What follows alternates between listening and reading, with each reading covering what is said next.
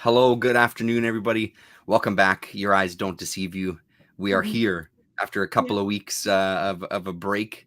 yeah. We're back on Sunday to chat the meager amount of things that we've read, because I know Rasa was saying you haven't read a Mm. ton. I haven't read a ton either, but there will be a couple of things to talk about for sure. Oh, yeah. Hello, Rasa. Hello. What's going on? Hello. Welcome to September, people. Yeah, It's just, September 1st today, right? Yeah. yeah, it's your summer is over. Yesterday Uh-huh. I was freezing. Today I'm boiling hot. So English weather for you. Oh, really?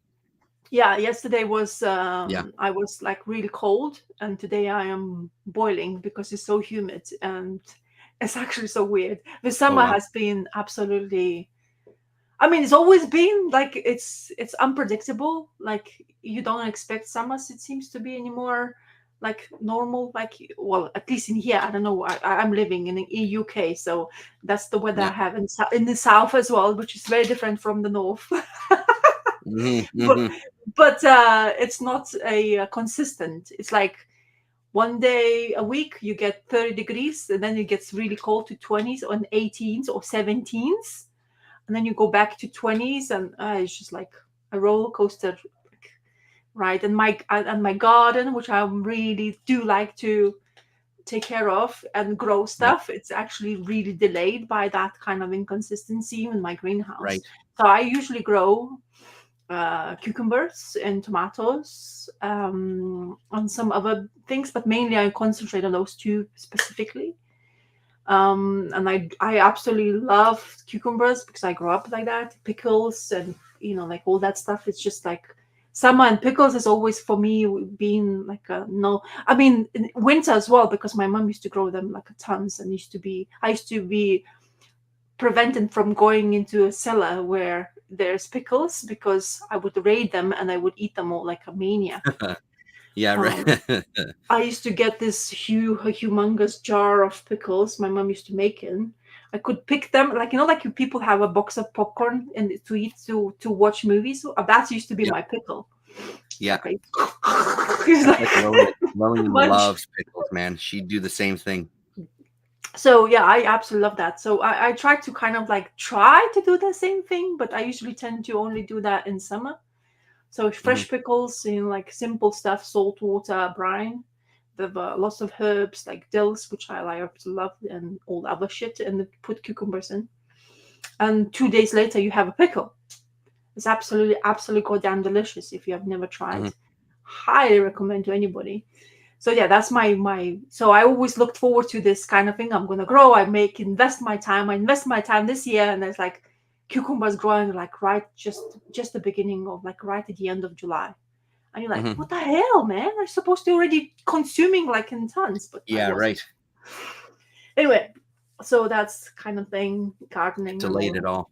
Yeah, and Yeah. I just built myself a tower of like strawberries. So I decided to use Nice. a like a plastic water pipe, Okay. and I made holes in it, and I'm gonna put strawberries in it because I'm fed up of feeding other bugs with my strawberries. So hopefully that will prevent them to be eaten. So anyway, Mhm. I'll find all sorts of ways to do. Also, I made an absolute mess. You can't see the mess, but there's an Mhm. absolute mess in here because I have one of the filing cabinets. I decided to change the drawers and make my own, and that was Oh, like okay. 3, 4, almost a month job because I don't have right tools, and I think I can Yeah, do yeah, everything because I am yeah. like that kind of a, yeah, I can do this. This is easy. Like you get to watch YouTube videos and you're like, oh yeah, that looks Yeah, easy yeah, because that's how yeah. YouTube works. Like makes it so easy. I made Totally, drawers. yeah. I made drawers like 2 years before that, which kind of like was. I think I glossed over how difficult it was for me, and then I was like, "Oh yeah, I can do the same again." So I achieved the task because I had this grand idea of not using a drawer rails. So instead of I'm going to make a hole in the side of the walls where Mhm. my drawer will sit because I want to put heavy books in there like comics and Uh-huh. stuff. It's like storage, like for your un- numerous amount of comics. Yeah, yeah. But it didn't work out. It's gonna be storage for something, Mhm. maybe, but not comics because not enough space for the drawers. Okay.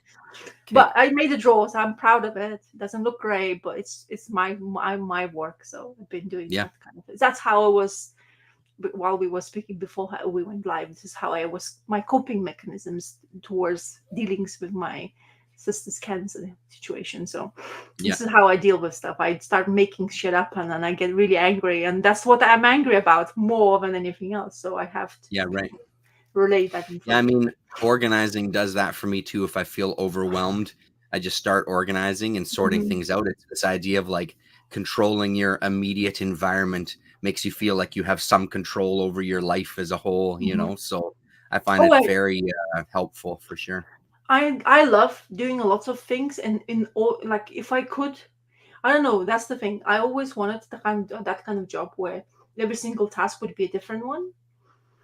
Like unrelated to the previous task, because I would it's just my brain would just absolutely go mad. But I know how difficult it is, because first, if you don't know how to do the task, you have to learn something, and you learn by doing things, but then you have to do it, and then will you learn on time and actually create something? But that's something to, I always like, so my head is so filled with ideas what I can do, or what I would like to do, like handsy stuff, like creating like tower of strawberries, or like doing the drawers, just because the other drawers were breaking apart and they were like the, I don't know if you, but I think you experienced the same thing. Do you remember you used to have that wooden filing cabinet and your drawers fell down? Because of the because it was too thin. It wasn't built to hold hundreds of pounds of comics, basically. Exactly. So basically my drawers were in kind of similar fashion, but they were really old school, and they weren't even like it was like it's very basically, I found this old school filing cabinet with like from the, like, it seems like 50s design, like really old. And at the beginning was it's not even done, the drawer wasn't even done all the way to the wall. It like left like this ginormous gap. I was like, what is this all about? So you take the drawer out, but then you see this like gaping hole behind, like how much space do you have to, the drawer doesn't look that much space. So I start measuring and looking, like there's like this void or gap between two drawers, like in this, between the back wall and the drawer end. And it's like, what is this all about? What is this design flaw? And anyway, they probably run out of like long enough rails in that time. Or they didn't have maybe, it. We just shove that in. It looks like a filing cabinet. You'll be fine. So I make, as I say, that's how I cope. I make all sorts of, like, I have these crazy ideas of making and creating, and it making more chaos rather than actually organizing. That's the thing with me. Like I have this the drawer, which is absolutely messy with all, like all the drawers. So you shove so many things throughout the time, it becomes like a gaping no end of things, and you never know what's inside it until you're supposed to or organize it. So, and I always wanted to organize it, never did. Now I have taken everything out and thinking, oh yeah, I'll organize it, but everything is out. It's inside the drawer. So because I run out of time, because I don't have all the time in the world just to do that kind of stuff. I have to do other things. I mean, you got the rest of your life to get to. Yeah, you would think. But that's what this August. Haven't done any projects like that lately. Just working. Well, you're working in skyscrapers, it seems to be. It's been interesting, because I don't know that level of like rigging for a studio is some of it is kind of new to me, right? So it's been interesting being up in the lift all day. But honestly, I kind of like it. It's nice to, you don't have to talk to anybody. You're there on your own. You've got this task. You just have to get this task done, and then you're hanging all these chain motors off of it and stuff. So it's been kind of fun. It has been a bit of a learning curve, some of it though, for sure, because I just don't have that experience with it. So have you seen you frozen? We managed to tackle it, but it's crazy being up in that lift all day. Once you get back down to earth, it's kind of nice to be on on firm ground again, because every time you move in that basket, the whole thing is swaying, and you're right up at the top of the steel in this place, and yeah, it's pretty wild. Do you But this do you afternoon, I picked up some stuff from the local lady that's selling the collection. Got Mhm. some Grendel stuff by Tim Sale with Tim Sale Oof. art in it. Grendel Devil Child is the name of the 2-issue Mm, miniseries, which I wasn't familiar with this. I didn't know that Tim Sale worked with him on some Grendel stuff. So I mhm. got that, and then another. It's like a 7-issue miniseries called Devil's Reign, and that's with Tim Sale as well too. So I just Wow. picked those up on my way home. I'm looking forward to digging into this. Some really nice covers on this series here. So Um, is this the Facebook thingy where people are selling stuff and you're got hold of yeah, it? it's this woman who's selling the collection. Her I guess it's her ex-husband's father, so her father-in-law, I guess, Uh-huh. um, passed away, and has this big collection. So I've been buying some stuff from it. That's where I got some of the Corbin things as well. But now she's going through some Grendel boxes. Have been the listings today, and all sorts of Grendel stuff. So, but I like I said, I had no idea that Tim Sale worked on any of this. So I'm glad. Hello, Glad to see John. that. Hello, John's Comics with Kids. How are you? Yeah, so that was a nice bonus to find those Mm, today. that's Um, cool. I'm itching to read more. It's just Mm, with all mm. that going on, because I've got a lot of stuff kind of piling up, ready Yeah. to read. But just haven't had the time to do it. Well, I with my son on holiday, it's not easy for me whatsoever. He wants he kind of it becomes like a second body next to you. It's like a tail or going wandering around. Even though I go somewhere and I said like, yeah, I'm just cleaning. So Yeah, I do cleaning and he's like pops in. I just want to be here. I was like, no, or you help me or you go away. yeah, right. But I was cleaning his room as well, so that maybe entailed that he wanted to stay there. But Mhm. like kind of thing.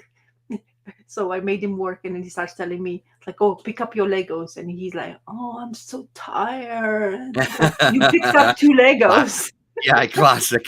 That's a and then classic kid. and then he's like, "Mom, I need break." I was like, "From what? Picking Lego?" Yeah, my son is That's hilarious. yeah. It's like I'm so tired. I was like, yeah, Yeah. really. So I have oh my god, Until it's stop. something you really want to do, then all of a sudden they got a barrel of energy. It's just like, oh, I'm full. I can't finish my dinner. So can I have some dessert? Well, no, you were just full. You didn't finish your dinner. You said you're so stuffed. Oh, I'm so stuffed. Well, then you can't have dessert then if you're stuffed. No, no, no, no, no. I guess I'll have a little bit more. I'll have a little bit more. I found some space. But oh, my son has this crazy appetite lately. He Oh can yeah. eat. He eats. I don't know, non-stop to be honest. But the more he stays at home, that's why I want him to go. Get him to school, starve him a little bit. He's like, it's like we're dressing up, and Rokas says, "Oh, I'm fat."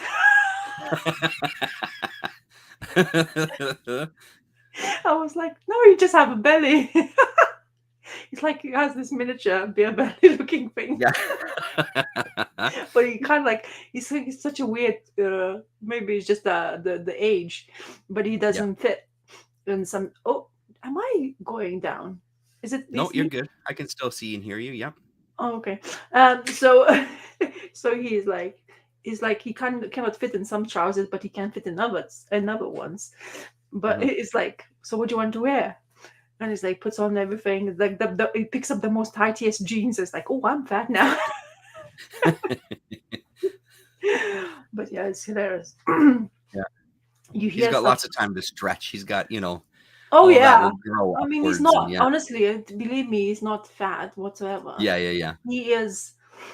In comparison, it's actually okay. It's like actually was lacking in like they measure your kids and say to you how, Yeah. and they do that in school now. So they like measured. He's kind of like in there but lacking still. Hmm. And then we met, like people are coming back to the village after holidays, and we met some of his classmates. And one of the mothers said, "Oh, Rokas has just jumped in height." I was like, "Really?" Because I see him every day. I don't notice, like he's Hmm. just you don't see that stuff, like you're every single day. But Yeah. yeah, so it's like, yeah, they're growing. It's like, stop growing.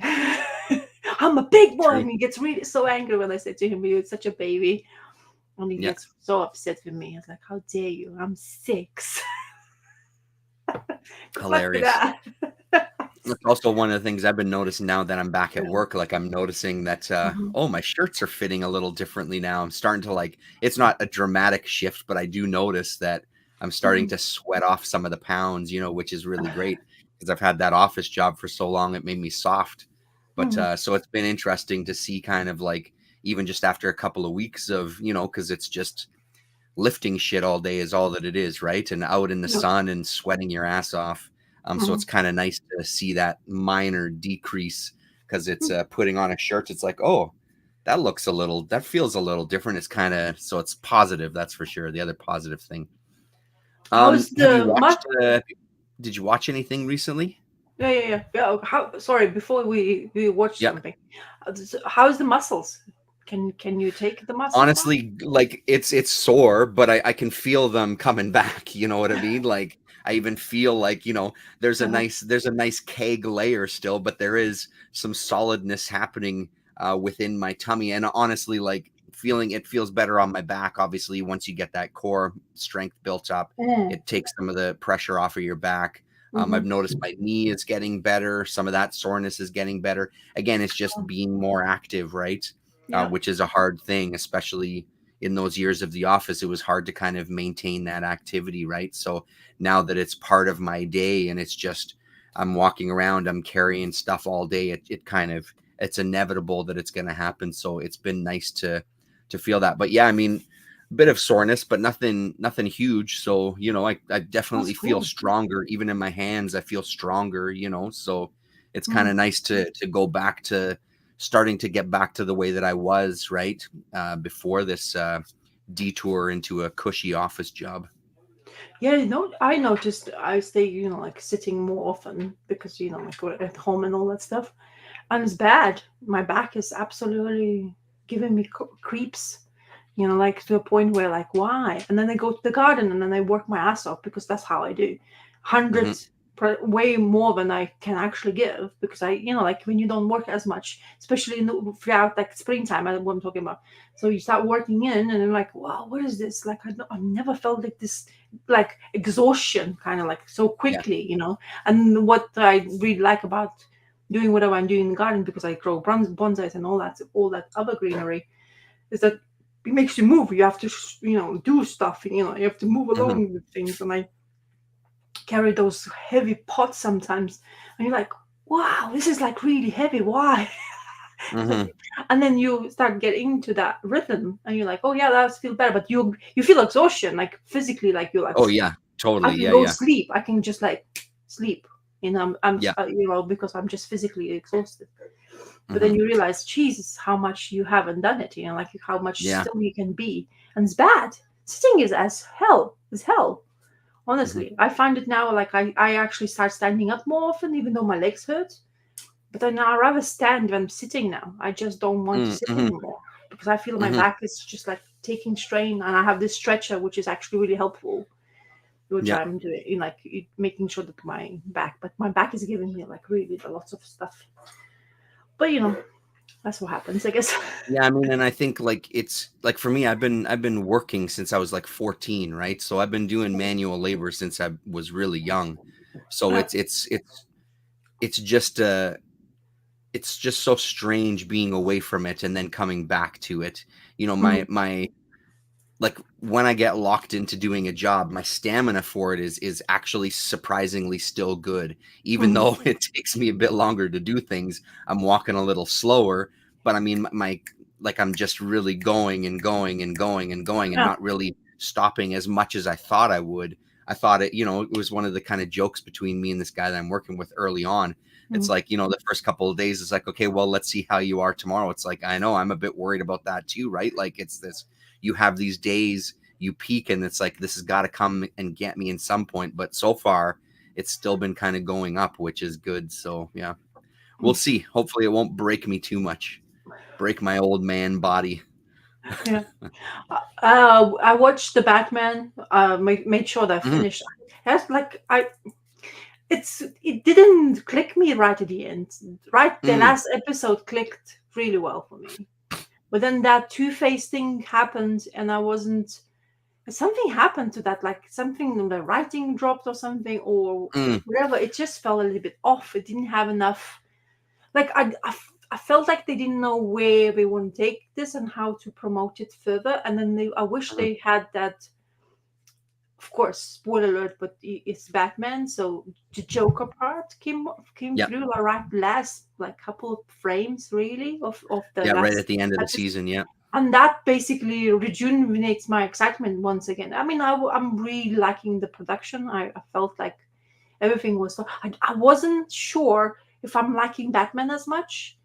The way he was talking to Pennyworth. That drove me a little bit like puny child. I mean, he's experienced dude. He's been through more than you did, but then you are thinking you're above him. I mean, and that felt like a little bit. It didn't ever feel that way in comics. I think the Batman in comics relate to Pennyworth as fatherly figure more than anything else. Totally. And in this show, it felt like he is not really looking for that whatsoever. It seems to be he's like the cocky type of a.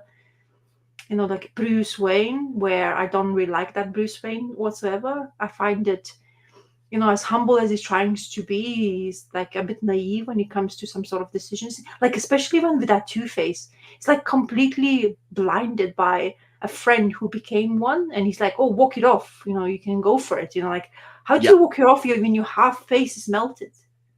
Yeah. I mean, you have to relate to information saying that, okay, he's going to have mental instabilities because his confidence gone, shot dead. Now he's been attacked to a point where no return, really. I mean, I don't know how you can, I mean, you can come back from that, but he's mentally gone completely off the rocker, the Two-Face. Like that kind of, and he had those like Jekyll and Hyde more into him than anything else in this show. I think they really relate. Like he has two sides. Like the minute he turns, and then Two-Face in the comic books, as far as I know, with Two-Face in my recollection, in my brain he's more like bad guy after that. Like he has his own vengeance ways of dealing with it. He doesn't care and then he doesn't have that good side. In this one, and they relating.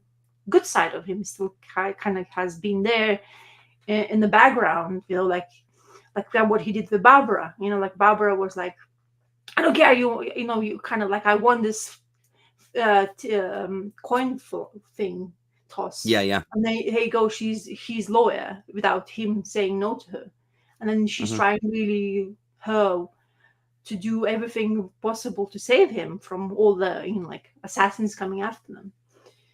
And it's quite interesting, the bad girl part, Barbara's. Barbara wasn't a bad girl. She's a lawyer. I'm not sure if I liking that part, to be honest. I like her being as a bit more in the background more than being right in the justice part side of the law. Right. Yeah, I mean, I really liked the show overall. Like there was a couple episodes for sure where the writing totally dipped 100% because there was a couple that just didn't seem to work. The thing that I liked about the Harvey Dent thing was when he turned to Two-Face, it felt at moments like the mutilated side was kind of like the good side and the normal side of him was like the bad guy. And I really liked that idea of like this damaged face is kind of, it's this kind of hope, almost like this hopeful part of him is damaged, but like this really, because I saw people complaining about Harvey Dent was supposed to be a good guy and this changes him. I like that idea of switching that, making that kind of human face being this kind of prick, and the other one being the kind of like hurt child kind of thing. And also on the Batman thing, the way he relates to Alfred. I'm far from an expert on Batman comics, not even close, but I feel like that's an interesting dynamic as well too, that idea of he's sort of in that, he's not that year one phase, but he's not that seasoned veteran phase yet. He's got this middle point where he isn't appreciative of things around him. And that whole thing with Harvey Dent I thought was great, because like you're saying, just walk it off. It's like, I walked my shit off, fooling himself, thinking that he's dealt with his own shit. Yeah. Come on, walk it off. It's no big deal. So this kind of like, he's almost kind of separate from his own feelings about his own life, you know? So I really like the show. I thought there's a lot of room to grow for sure. And it felt like they threw a bunch of things out there just to see what worked and what didn't. I love seeing Brubaker's name on it. I love seeing Bruce Timm's name on it. Absolutely. I'm so glad like Bruce Timm is back, you know, doing this. Like, I can't wait to see if they keep going with it. I thought 10 episodes was a good chunk to kind of like get you into it a little bit. Yeah. I'm hoping that the turnaround, if there is a next season, I'm hoping that turnaround is relatively short. The only thing that, you know, and we've talked about it before, the only thing that is a minor complaint, and it's very minor, is the level of DC animation over the years has sort of, it's become very stylized. I like it, but it really devolved to, I still have a problem with some of the boxy cars that feel like they're just this brick moving through the screen. Like, some of that stuff still kind of bothers me a little bit. And I sort of long for the days of that early, more fluid Batman animated. I totally realize that's not coming back. And I realize that's a hell of a lot of work that they just don't have the money or time for. But I do find myself missing some of that. That's as stylized, and as much as I do enjoy this new animation, because I do like it, I still long for kind of like that earlier days stuff, you know, to some degree. But I mean, I thought it was super moody. The music was pretty damn good. Like I said, for the most part, the writing was good. That Catwoman episode is still probably one of my favorite episodes of all of the Batman animated stuff. I really, really liked that episode a lot. Yeah, I'm just curious what they're going to do, you know, like, I'm curious where he's going to take it and what he's going to do for like redesigns and things, and you know, what his kind of ideas are for this new series. So is Bruce Timm in charge? Is that what you're trying to say? Yeah, he is. Yeah. So he's fully in that's his thing, yeah. Yeah, that's his thing. Yeah, I mean, him and other people, but he is kind of like a big name at the helm for sure. Yeah, because Brubaker is also listed as an executive producer, I think, too, right? As well as doing some writing for the episodes. So I think Brubaker wrote like 2 or 3 episodes, I think. So yeah, interesting. Yeah, I'm looking forward to do. The part of the animation things, it's always a phase. It seems to be they trying to move along with the trends, and I think to get related to the generational things. But what I'm noticing lately, even that with art things, the people are going like, there's lots of shift into, you know, digital art, and it's always been there, and there's lots of amazing work happening around in that stuff. But I think people will start to revere back to going into classic stuff. I'm not sure how quickly can it be done, but because we don't have any more Darwin Cook stuff, we don't have people who is being like the people who has been in who can show the ropes to people, you know, like those kind of people who's been in animation. You can see how fluid the art is due to like, just today I was watching, while I was waiting to chat with you, I was watching this Shane Glines work, which is kind of Tim Sale, like the work kind of like similar, stylistically cartoonist, mainly cartoon worker, but they're doing pinups and stuff like that. But there's a book come out. It's apparently very expensive books of his art. It's like more like, you know, like more raunchy stuff, like, you know, the boobies and then like very classically done and stuff like that. Yeah, like so those kind of people maybe hopefully will be inspiring people more to go back, and because I think people are going back to doing more simplistic art styles as well now. I think that's kind of become a niche as well. Like you have many who have, since Darwin Cook's passing, let's say this way, there's still lots of people who kind of similarly style has that. Like, you know, like we, Samney is well known. If you follow his Instagram, it's like really simplistically the way he's drawing like all the DC universes, and he's portraying that kind of stuff, and then it looks fluid. So he could probably go for animation if you want to, but I don't know. I'm just speculating in that sense, like what that kind of people could go in animation because the way the art works for them, you know. Like, yeah.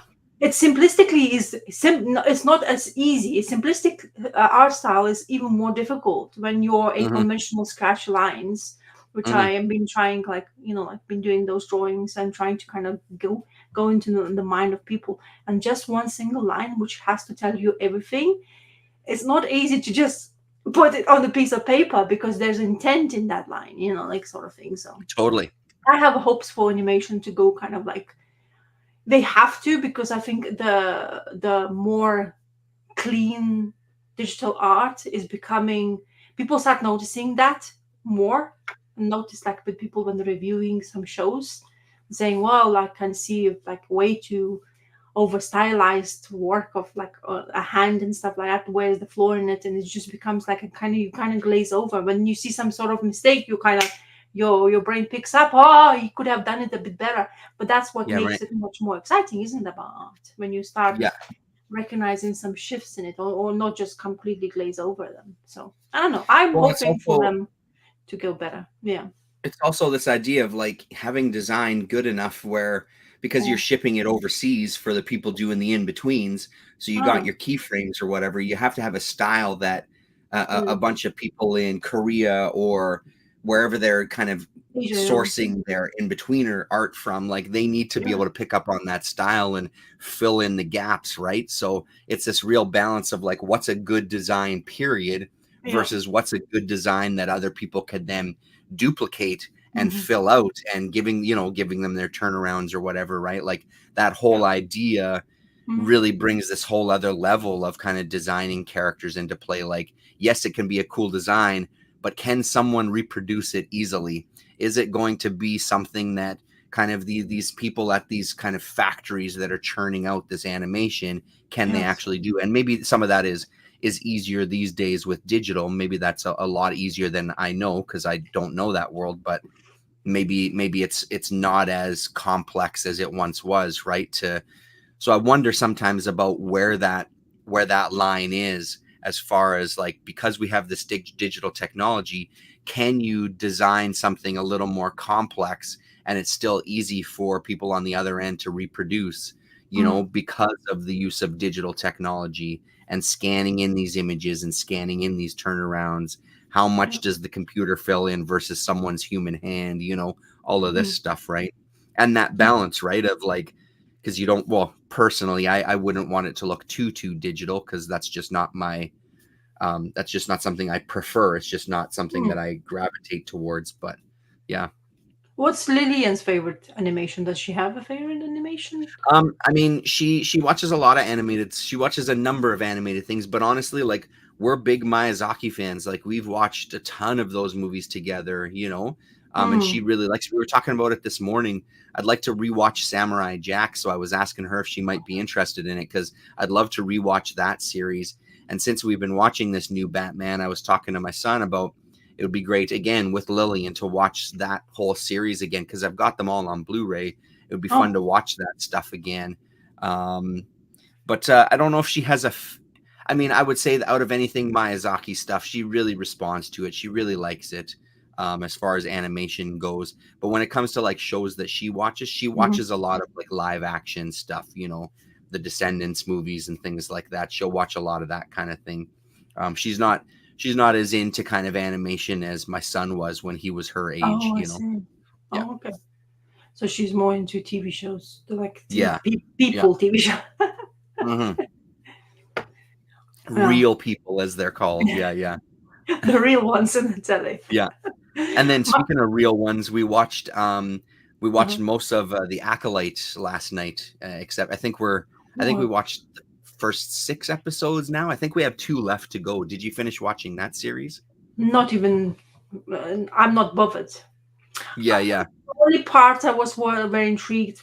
We watched one episode, which is the first one, because Hmm. that Matrix chick, Moss, what is it?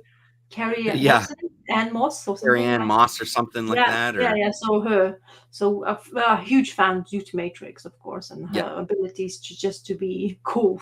yeah. She's portrayed cool very well.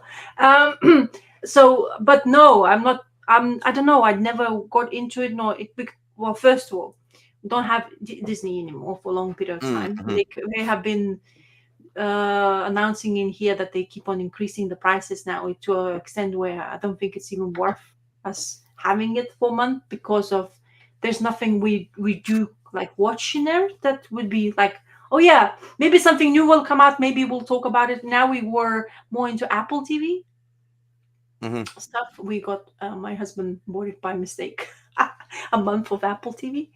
Yeah. So we went into Apple TV stuff. So I watched that animation Wandler, which I spoke to you before, like a month ago, probably. That's when we watched it, which is a digital animation, I presume it is.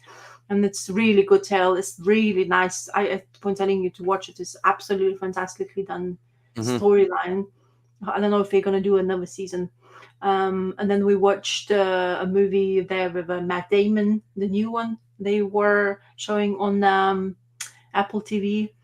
And honestly, I could not even finish it. Couldn't be bothered. Yeah, right. I was like, why do we watch? My husband's like, well, it's a fluff, like we can watch, something not thinking about. I was like, the story was angering me so much because it was about the heist. The guy is desperate for money. Another guy is desperate because he's in the rough kind of thing, because he just came back or he's being jailed or something like that. And then he's like, and there's two, like Ben Affleck's brother. What's his name? Affleck what? I don't remember. Casey Affleck or whatever. So Casey's a very good actor, yes. But I think he's better than Ben, maybe 10 times. Yeah, I think so as well too. So it's kind of interesting because Matt, don't forget, is really best friends with Ben. So I thought like it will be interesting to see the dynamic between, our sibling. And honestly, the dynamic was well, but the story was like, why the Matt Damon is even doing this? Yeah. But so yeah, I don't even know the name of the movie. Yeah. But it's not something you could like. I wouldn't recommend to anybody to waste time to watch it. Basically, I don't think. Maybe if you're on a plane and there's nothing else to watch, just watch it. But honestly, that so and then of course we finished the Slow Horses until whichever season is gonna come out, which is absolutely goddamn beautiful show. It's MI6 and that. It's just such a good acting. It's ridiculous how good that show is. I highly recommend to everybody to watch. And people who do watch it, and they have really good reviews. So you just give it a chance to do that show. We enjoyed the first season. Yeah, and second season is much better, by the way. Even it gets even better, and it has those actors who is like I just adore them watching them on screen. And then me and I tell my son putting into movies. So we watched both Sonic movies before the third one came out. Wow.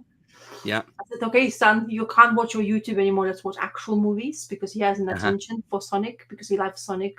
He likes the hair, he wants the blue hair like him as well. And then he's like, I'm a hedgehog, but I'm not as fast. I was like, but then you're Sonic then. Anyway, so we watched those, and seeing Jim Carrey acting, it was interesting because apparently he was supposed to be retiring. I think he retired, but then when it comes to Sonic, he's keep on coming back. So apparently there's a third one coming out with him, and Jim Carrey is back to do acting again. So it's interesting how he has only time for that as an actor. Right, yeah.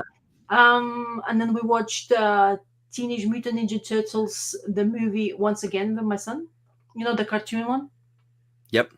Fantastic one. I watched again, and I was like, and there's a TV show which I mentioned to you about. So it's a TV show. I'm warming up to it. I don't know. Sometimes it's not like, because I know the turtle lore, and they kind of shifting it around, kind of similar, but shifting it around to make it more relatable to kids, I presume. To another. They don't want to be kind of repeating the same thing, so they're trying the same turtles with some sort of different way to tell in the storyline. So that's we've been watching that. I think this is what we watched so far. I watched quite a lot of other things, but not something I clear to remember, because that's usually my time to relax. Like when my brain just switches off while watching that. Yeah. The Acolyte had some good moments. It suffered kind of from the same thing that a lot of the newer Star Wars series, like, again, just for me personally, it feels like it touches on it has some really interesting ideas, but it doesn't kind of go full on into the ideas. The interesting idea in the Acolyte was the two main characters, these two twins, they come from this coven of witches, basically. And their interaction with the Jedi is the Jedi come to their planet and basically almost do, again, because I'm Canadian and this is something that appeals to me, this idea of like the church coming into these particular regions and going, hey, guess what? We're not crazy about the way that you guys live your life. We are the Jedi. We are going to test your children to see if they want to become, if they're candidates to become Jedis. And if they are, you don't have a say in it. We're going to take your kids away and they're going to become Jedis. So it explores this idea for like a brief window that the Jedi are actually pieces of shit. And I fucking hate the Jedi in this one. So when they start getting annihilated, it's kind of fucking awesome.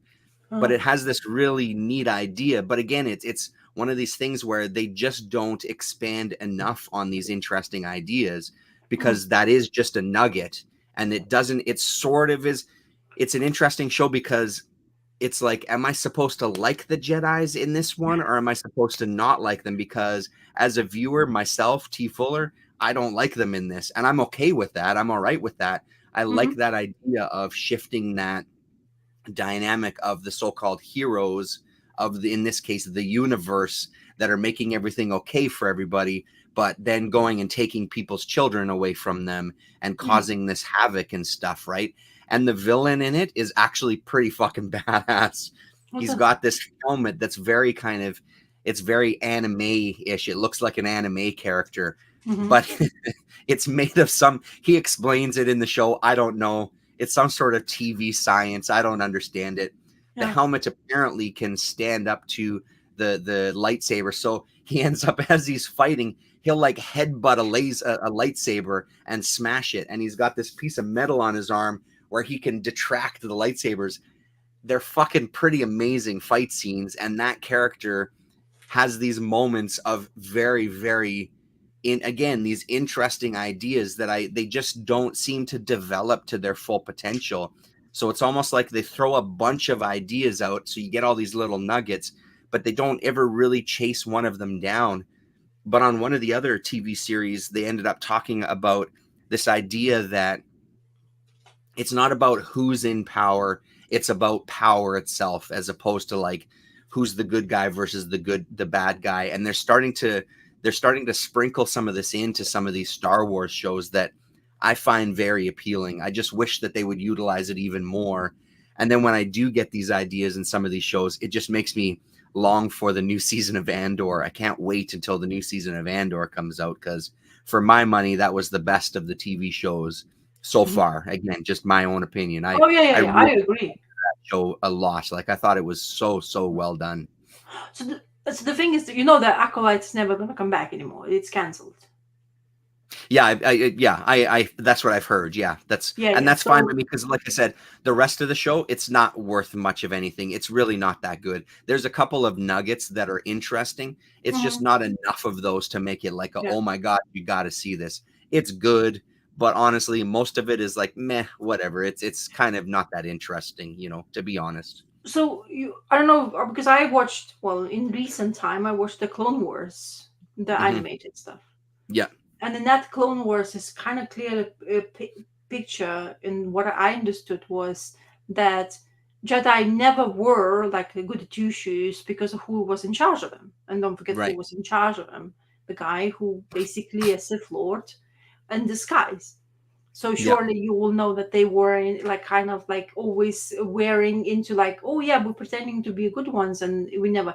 That's the thing with what happened to Ahsoka. You know, she left the Jedi Order because she didn't agree with the way they were dealing with situations. I don't think they were portraying that kind of like what Acolyte is saying now, because it's kind of interesting for me. We even kind of maybe see it how they snatch kids up because they want more Jedi, or then like and the witches part. So witches part was always part of the Clone Wars, because they went into that. So the bad guys went to the witches world to use them, because they were using those mystical powers where they can basically take over you. And then that's right. And, they talk about that in the show. And one of them actually were part of the bad guys she used to wield as well. So in Clone Wars, but I forgot the name now. But anyway, and she turns like kind of like the Jedi and the witches kind of like and have an understanding between them. So because of she was speaking to Ahsoka, and Ahsoka has this other different point of view, and that's what the whole role. And I think what people were apparently what I've read or seen on social medias, what they're not happy that it changes the way it's portrayed the universe of Star Wars in general. They're trying to change the history, and that's why people were having this uproar about this Acolyte TV show. I'm not sure when they Sorry, back up for 1 second though. Like, what can you be more specific about that? What are they trying to? Maybe I missed it. Maybe I misunderstood. Yeah. What are they mad that they're trying to change the history of? That Well, the Jedi are like just yeah, good guys. Period. I presume so. That's what they are. You know, like how can Jedi snatching kids? You know, like because Yeah. the Jedi Order, what we known from the original movies were you get an ability. It's you can't help it. That you hear that you know the extra thing where you can pick up all the telepathically. You can pick up your sword and you can wield the power. You know, like you can move things and with your own you know like part of yourself. So that it wasn't a snatching thing. You couldn't just become a Jedi. You have to have the ability of you have to hear that, you know, like what do they call it? I forget the name of it. So the funny part, just to interrupt you for 1 second, the funny part about the test was they take the kids and show them this test, and it's basically looking at images on a screen and saying, "What do you see?" And it's like, well, I see a tower, I see a spaceship. I'm like, that's the fucking test to become a Jedi? Looking at like a Rorschach kind of picture to tell me what you see? I thought that was hilarious. That's where it sort of fell apart a little bit. Anyway, sorry, go on. No, but that's why I think that people had a really bad thing. I mean, you when they're trying to shows like that to do, if you can't use what it was there already and to use that as your advantage and create something new and fresh, that's not the way of thinking of creating something exciting for people. Mm-hmm. I think they wanted to. Hello, Jeff. I think they wanted to get away from the. Oh, I don't even know that word. So I'm assuming that's some Star Wars universe creatures, some nonsense. Michlorians nonsense. You mean Mandalorians nonsense? Is that what you were trying to type? Yeah. Well, anyway, I haven't watched the Acolytes, nor did I. As I said, it never interested me. I was curious about the kid, the main girl, at the beginning. Well, she has the scenes and she has and I realized that she has a twin who is basically a bad guy.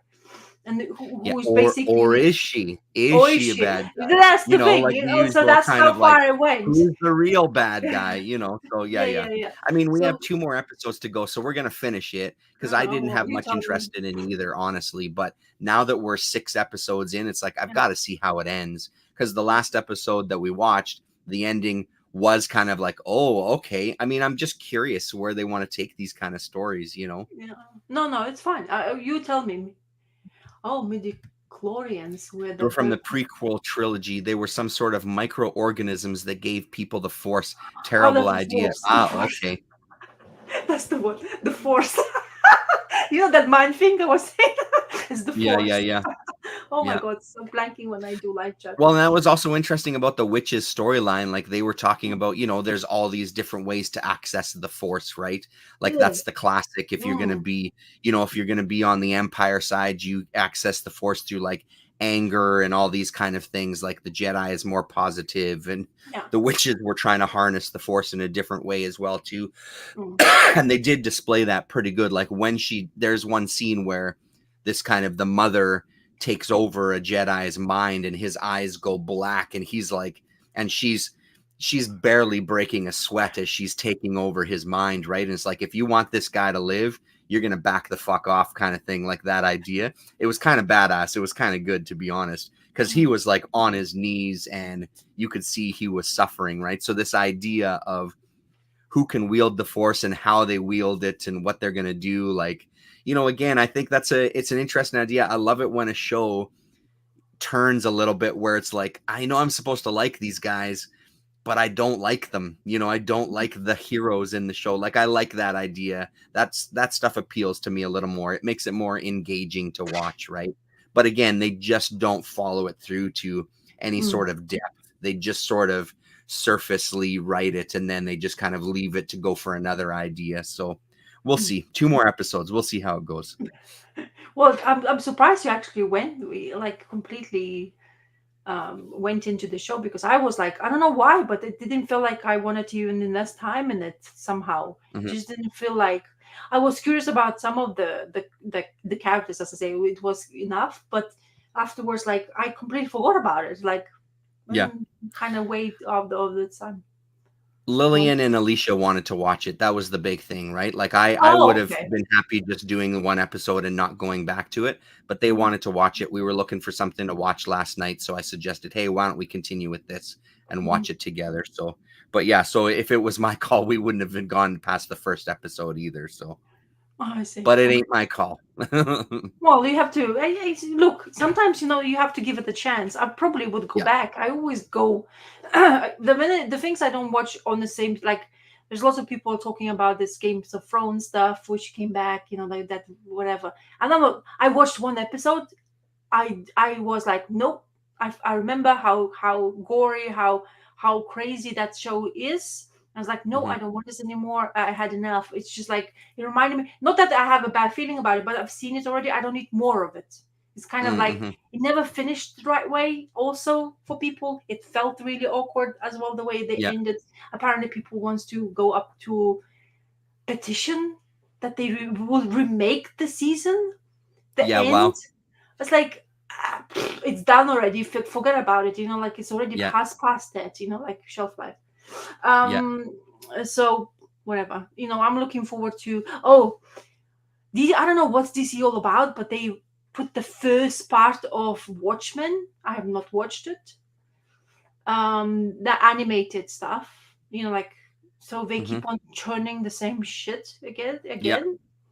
like they did with Crisis on Infinite Earths, and they made three parts out of it, and like it's about 5 hours of time to invest just to watch the three parts. It's absolutely ridiculous, and it's not good.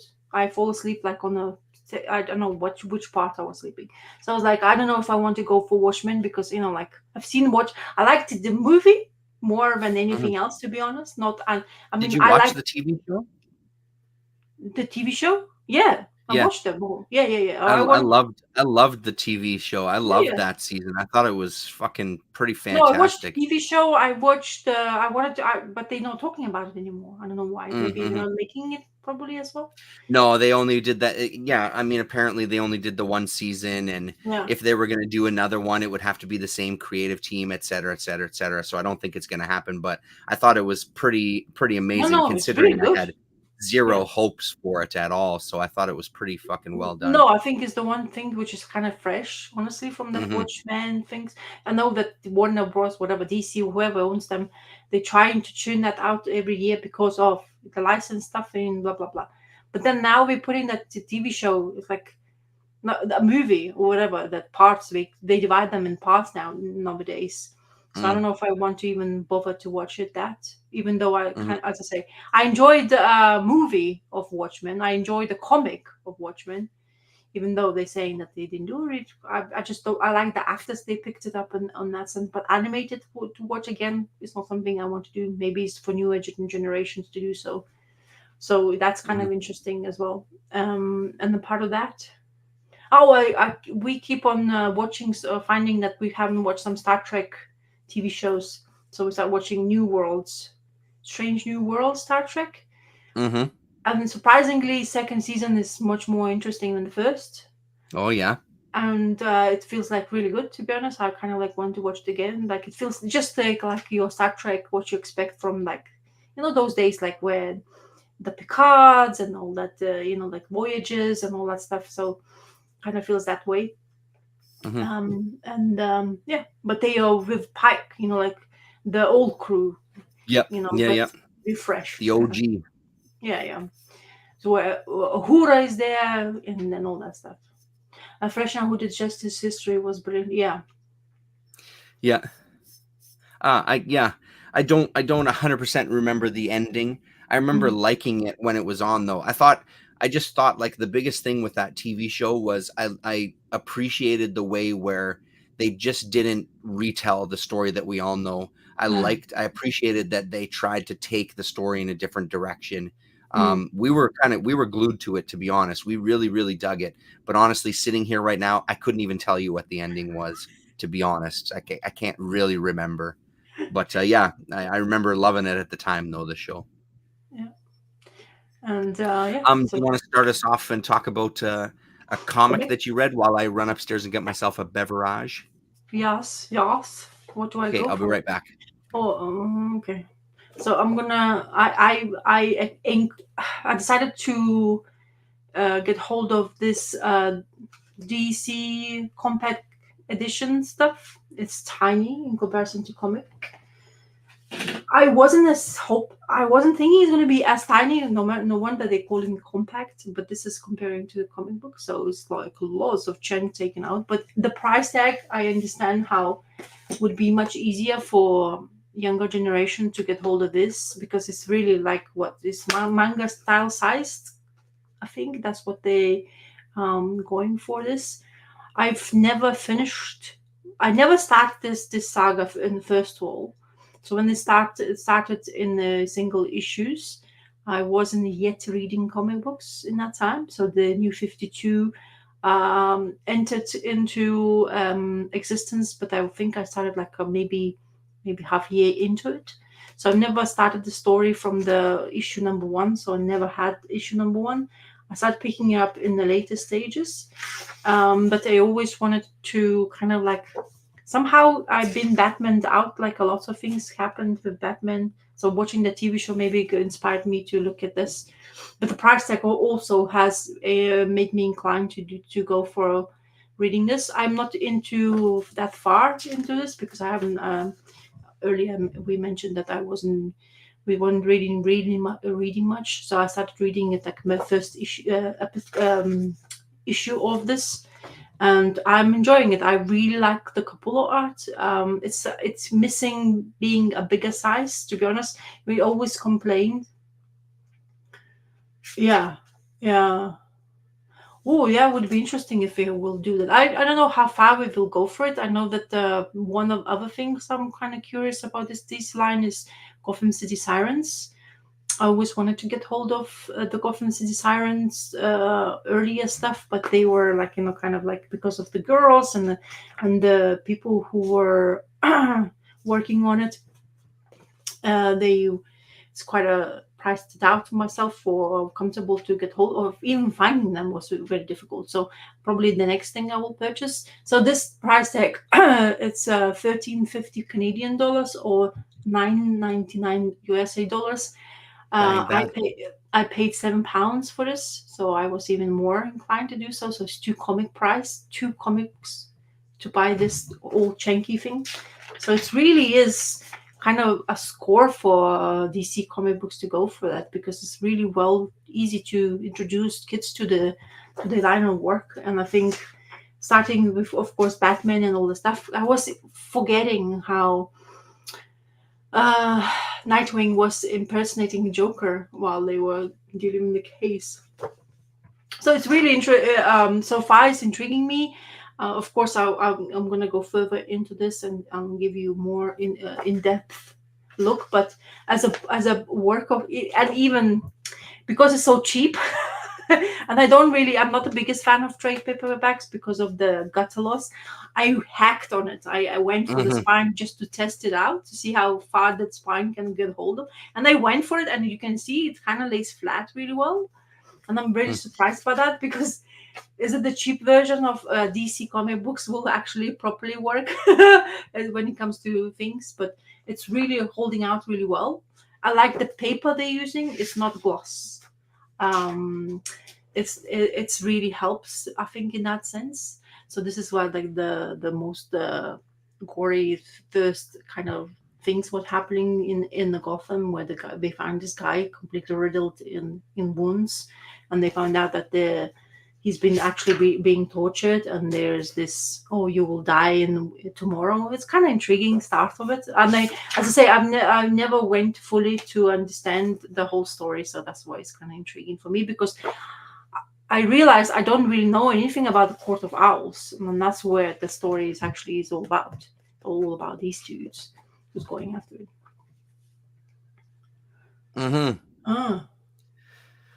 Yeah, I remember those little tiny books. Yeah. Oh, okay.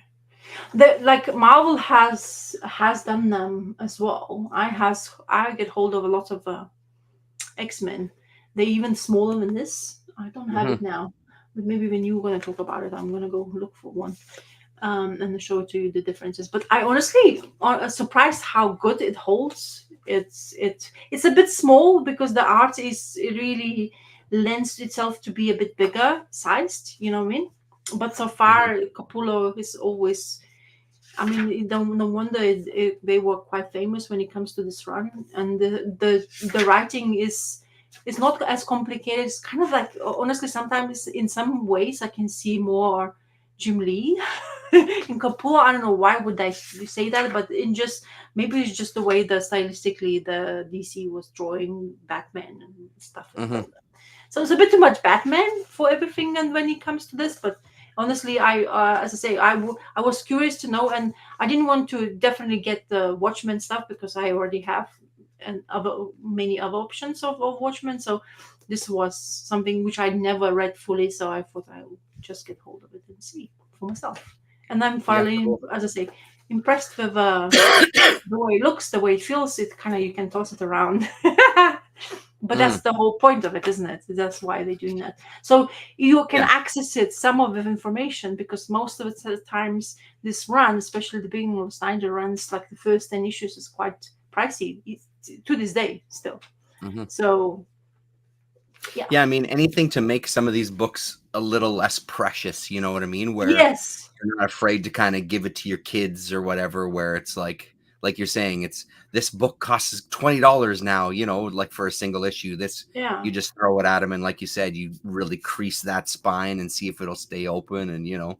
Yeah, exactly. But also I was watching a video, a YouTube video for sure, about the person saying about these days comic books and the price tags on them, and how dear it is to actually get hold of several issues for kids even think about it. So it's I was saying to my so the price of a comic now, you can buy, I don't remember what I was saying to him, but you can buy like a fairly good amount of things, like food wise. No, I'm not even talking about candies. I mean, like, you remember, if you listen to the people who were in the earliest, in the 1760s, how they were purchasing the books, they were saying, oh, we used to go to the whatever 7-Eleven, whatever they call them. I don't recall. But then they are, or candy or comic book. Now you can't compare. That's right. Yeah. You can get tons of candy for the price of one comic book. Yeah.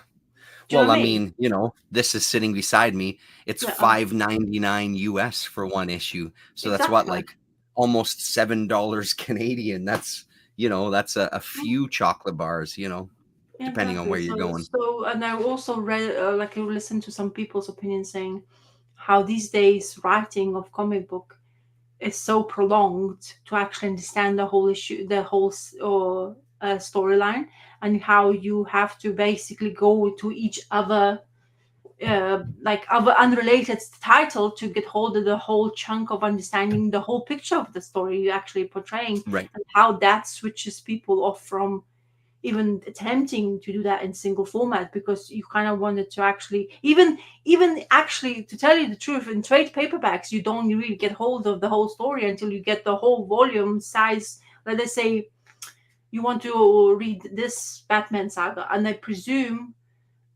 this is the first 11 issues just in this little chunk. There's quite a lot of them.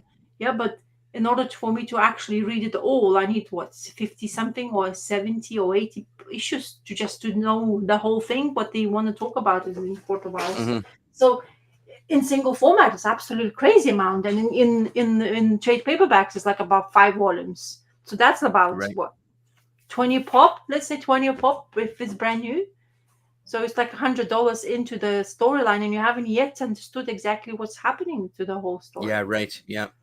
So that's what it's becoming kind of interesting how they were saying that. So like before, I show you the old stuff which I've been reading, and they contain storylines. Yeah, they have an underlined whole picture, but it's contained. To be honest, you actually understand from A to B, and they say, okay, I understand what's there about, who you're talking about.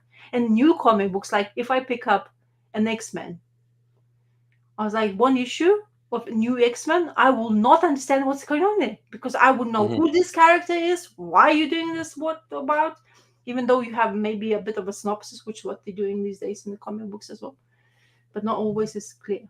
Anyway, your turn.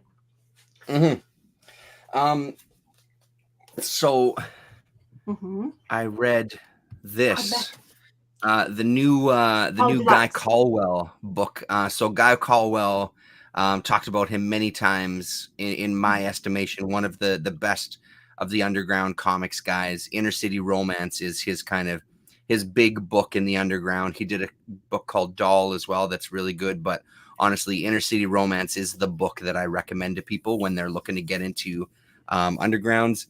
Beautiful presentation from Fantagraphics, as always.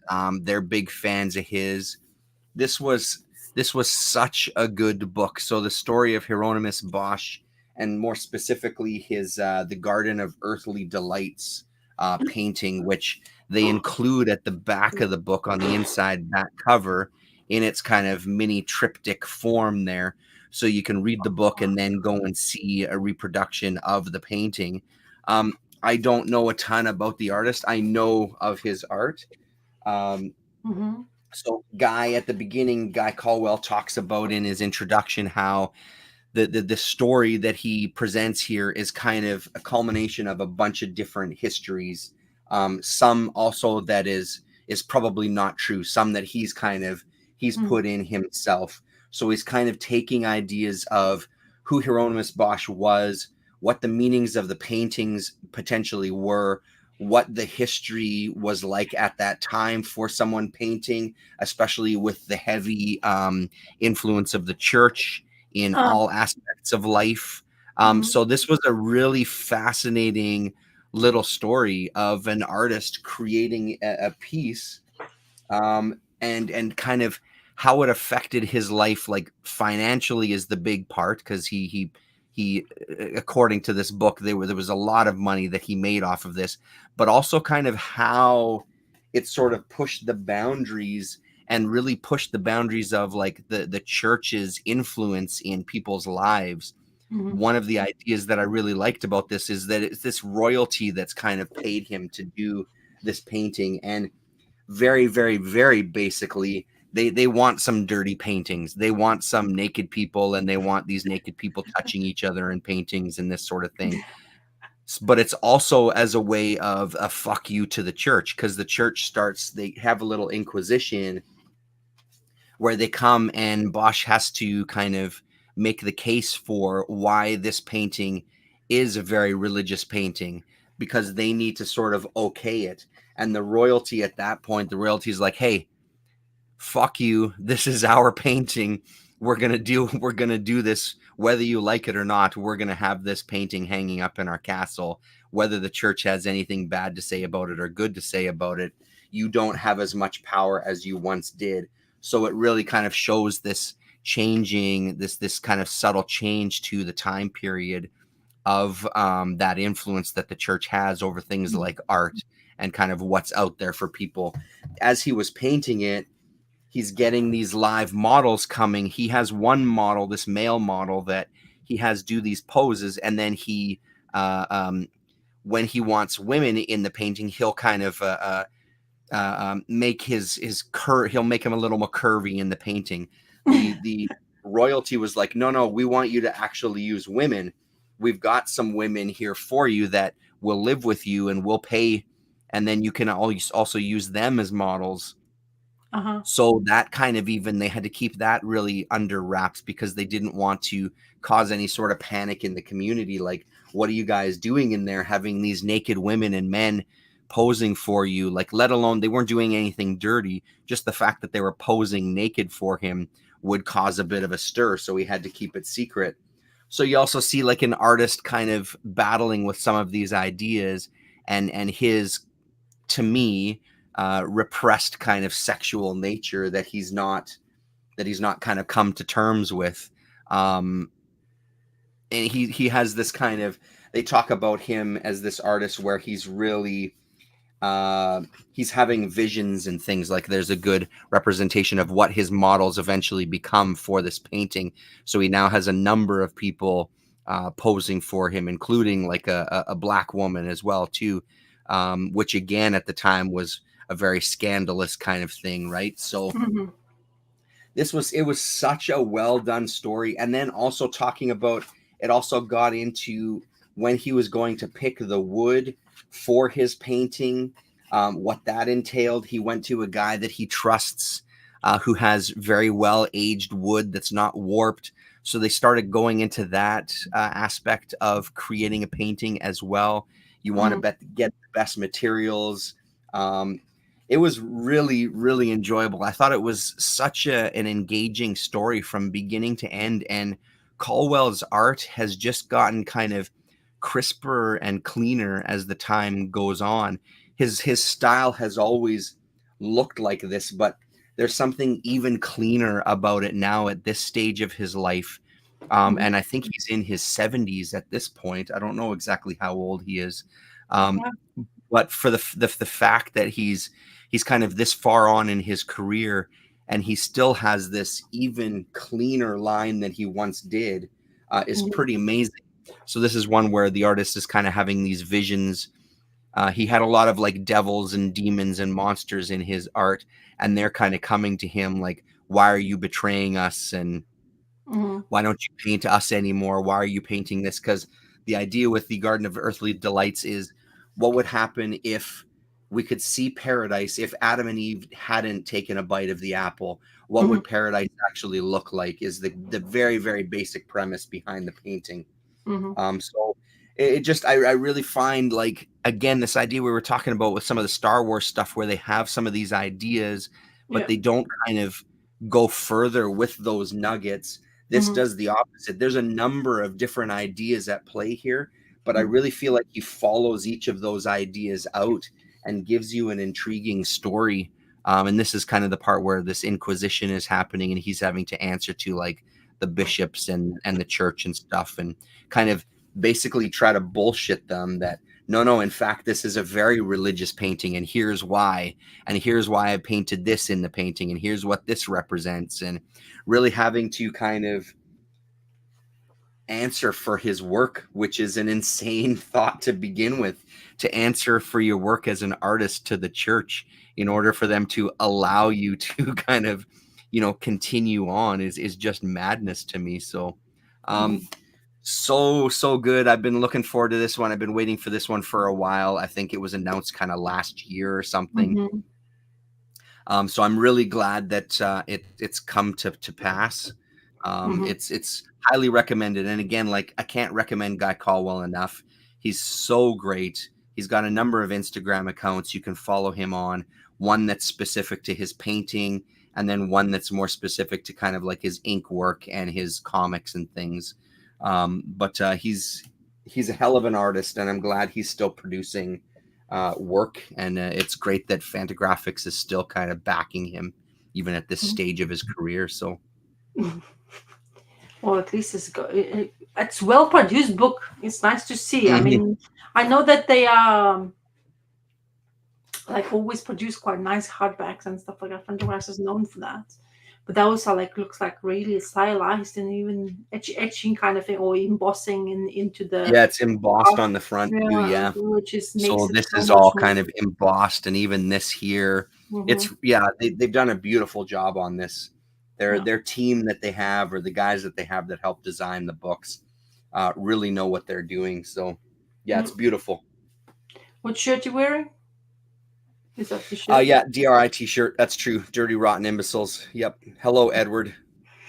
Honestly, when you only can see like a really half without the Yeah, limbs, this part so it here, looks yeah. like he's doing something not like can be naughty or swimming or My wife was asking, "Why do you have a shirt with a guy bent over on it?" I'm like, "It's Yeah, DRI. He's not yeah, bent over in any sort of dirty way." Yeah. yeah. I swear it's the last Batman, but I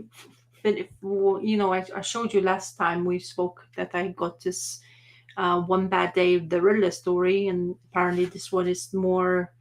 It was like people are like really excited about it. I absolutely love. What's his name again? Bolland. Yeah, Bolland's. I bet this I think I heard that when it was a single, and it was like you had to buy some stuff in order, like what was 1 in 20 or something. Now those ones kind of issues, the covers. So apparently it sold out really quickly because of that cover. So I don't like I keep on saying, but I think I'm going to repeat myself. I'm not really always in love with Tom King's writing, but this one is actually wasn't as confusing. It's at times it felt confusing to me. I wasn't aware sometimes who was talking to whom. I felt like the Batman in here was very surprising. I thought at times I felt like Batman in here was like no holds barred, like we know that he doesn't kill, he just takes people to justice and that's all. In here it felt like there's a level of him where he wouldn't be so like it wouldn't be surprising if he would cross this line. Another thing I want to mention is that lots of faces that Ahmed Gerard has used, um I can recognize in some frames. I can recognize actual person. So this dad of the Riddlers, he looks like a from the 70 shows dad, the guy, bald guy, in some frames, not as maybe bigger in stature, I mean the weight wise, but it's kind of I cannot things. And this Riddler's young face I can feels like totally see that. Yeah. Ethan Hawke, Uh-huh. young Ethan Hawke kind of thing, especially in some of the frames. This guy, the Batman, the Bruce Wayne he's used, he looks like from the Suits, not the Suits, but that show in the 50s. I forgot the name of it. Right, about the advertising or whatever. Yes, that guy. What's his name? The Mad Men. main actor. Yeah, Mad Men. There you go. That's the guy from Mad Men. Yeah, thank you. So that's basically looks like the main guy from Mad Men. And this guy, this is the actor. I don't know the name as well. The father of some things, the mustache, and you can basically. Yeah. So he's the teacher.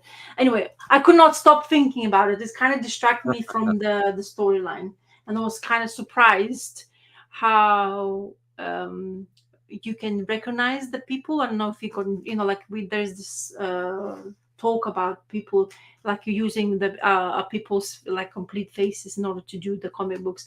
I hope not. I'm wrong when it comes to Miss Gerard's art, but I could not play like I could straight away see the people's faces completely from the frames of TV shows, for example, and stuff like that.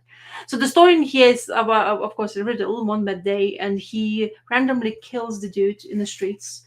I'm passing while I was showing to the actors' faces, and this dude was basically texting, and you can't see his face, and he basically ends up shot by Riddle, and you can't really see it clearly, but basically approaches the guy from the back, shoots him in the head, completely blows him in the head, and says, "I want to talk to Batman." With a visit like a thing card. And then we having a Commissioner Gordon trying to get to talk to Riddler, and it's like, no, I want just to talk to Batman. I don't care. And he, of course, he always gives you the riddle with this, blah blah blah. And Gordon is losing it because apparently there's One Bad Day with Joker, and he's involved in it. So I haven't read it. I'm not sure. So I was a bit confused to that conversation and the importance of it. However, it didn't distract me from the story where they basically told you how Riddler became who he was. So as a child, he was a prodigy, but he's had an extremely hard dad who is a headmaster of the school. and he's Charles high achiever, but he always felt that he could even do better. So in order to him, he always got punished for having lower grades. So he was like in 92 percentile, but he wasn't in 100, and for that wasn't good enough. So the way he was punishing him is to basically bash his ass with the book, a very old school, basically bringing up. And Bruce Wayne is feeling kind of guilty, or going to visit this man's wife who got shot dead by Riddler. I didn't feel like why significance of that straight away in the storyline, but then it was explained later on. So that's how what I have sometimes a grasp with Tom King's writing. And the teacher who basically made Riddler who he was from those who basically tried to entice him not to be a bookworm and completely believe in text or jobs he had to do, but gave him like as a exam part a riddle, and that's what caused him to go basically crazy, because he couldn't even solve the riddles really well, or never do, and his grades were always going down, and that's how he got punished by his dad due to that. So he kind of went to beg the teacher to basically stop doing this to me, try to not portray the whole story why he wanted him to stop using riddles, because he just wanted to get along with his kind of school life without being punished every single time, not being in like overachiever. But he never was able to portray the information, and the background Batman was basically sort of trying to find out why the riddle was doing this. So intriguing storyline. Of course, we have a bit of a spoiler, but because of this pressure from his dad and everything surrounding him, and he's being a younger age-wise in the school he was studying, he basically ended up losing it and bashed the teacher's head in on the basketball court. I think to point of what, killing him. I don't know. It wasn't really portrayed that well, but so yeah, it's intriguing storyline. How it ended, I won't say, because it's up to you to, I guess, to see where how far the Batman took him, because it felt like the Batman was where Riddler was able to scare too many people, where even then he got incarcerated by Gordon. He was able to basically leave, because every single guard or prison officer was leaving the work, because he was managing to psychologically made them feel like their family would die. And of course he made plenty of examples of doing so, and in that sense even the governor of the Gotham decided to completely abandon Riddler's arrest, because his daughter was kidnapped by him. So it was interesting how far can Riddler can go, Mhm. and how dark he was going with him. But it also intriguing to see how Batman felt like. I'm not sure if he actually did that, but he felt like he left Riddler behind. Oh, hello, Damien. Hello. Um, but yeah, it's not bad writing. Definitely, it's good to find it. It's very small trade, or not trade, hardback. Right. Um, but for 24 Canadian dollars for like what, 6 issues, I think it came out in. Oh wow. Yeah, yeah. But one of the good writings of the One Bad Day, I presume. Like Mr. Freeze was good, but this felt a little bit more in depth, and Are those the only two that you've read so far, or did you read another one that I don't remember? I'm not sure if I have. No, I don't think I did. Because was there a Ra's al Ghul one as well too? One Bad Yeah, Day. I have not read that one. I would be Oh, curious to see if I could read that one, because mhm, I like Ra's al Ghul, but this one, mhm. it seems to be uh showed more weaker points of Batman, where he could actually play it at. And it, of course, because DC comic books don't really take it as far. Sometimes they don't Yeah. take them as, because Batman is the like a holy grail for DC comic books. You can't really, and that's the problem. That's why you need Elseworlds storylines to take the Batman to a levels where you would think he would, because he's not invincible. He's not a, hey, like he's the cheese. There is also always there's something you can have against somebody else. There's always weakness somewhere you can find, but of course that needs Hmm. to be allowed to go into that realm. Hmm. And the last thing about Batman, are you seeing the new Snyder's and is it what is that Italians? Oh my god, why am I blanking names today? But Snyder's new Batman series will be coming out. That Okay. else, yeah, and there's this logo people are roaring about. So it's basically a plaque of black with a bit of like try like a hill, like I saw, like trees, and it basically looks like a really plain single logo. And people are like, oh my god, what is this? It's not a logo. It's just a piece of black, kind of thing. Wait, new Snyder. I need to show to you Snyder's book. You got a reprint collection of Ra's al Ghul stuff there, Ed. That's awesome. Oh, He's nice. always been a character that's interested me for sure. New Snyder's Batman. Where is it? Why are they not showing it to me? Google, listen. when they want to do It's something. always listening. What is it called? Oh, there you go. Absolute. There. Come on. Sorry, Oh, there you go. So this is the logo. It looks like really. I found there. Do you see the Batman logo? I do. It looks like a black rectangle on his chest. Yeah, and then you can Weird. clearly there's some sort of like like indentations into saying that it's a Yeah. So basically, people are saying, "What is this all about?" And there's this uproar about having a Batman logo. So What? Comic nerds in an uproar? Say it isn't so. I don't believe it. oh, They're Nick in an Dragotta. uproar about something as insignificant as a Batman logo? Yeah. Nick No Dragotta way. is the artist, by the way, which I'm actually quite excited because Sorry, sorry, I missed the name. Who's that? Nick Dragotta. Oh, yeah. No. So he's the East of West, the guy, the artist. So Cool. so this Batman. I don't know. I've read very little about it, but apparently he's a poor Batman version. But he's like, I'm a macho man. Like Right. my muscles will do the work, not my not my money. Yeah, right. Not my brain. Yeah, maybe he's gonna be brawn, all brawn but no brain. Yeah, right. Anyway, sorry.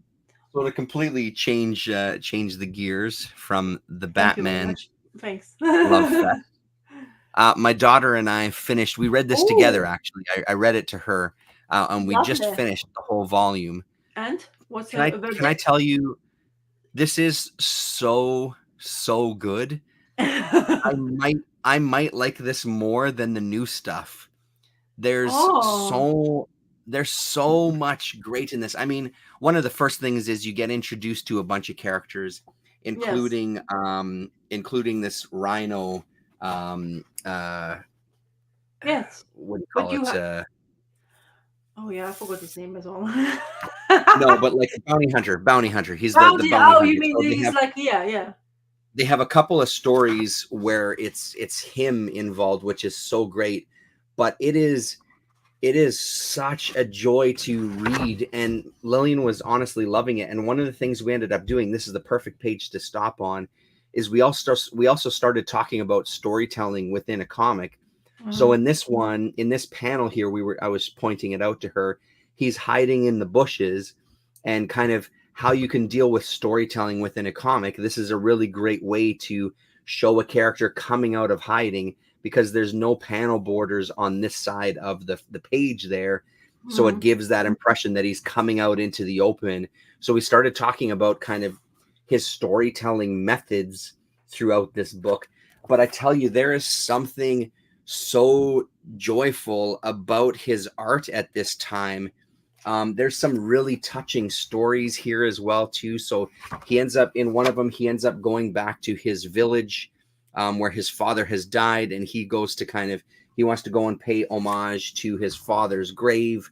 And he comes across these two people who he knew as a kid, one woman that he had a crush on, and then this guy that he always kind of teased, and they are now married.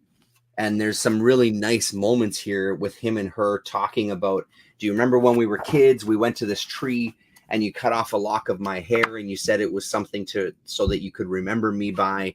And I gave you my knife, to which it shows right at the last page. They both go back to their own kind of places there and show that they both still carry those items from when they were kids. Like, it's such beautiful little stories. They're so engaging. I love the way the fights are portrayed in this early work.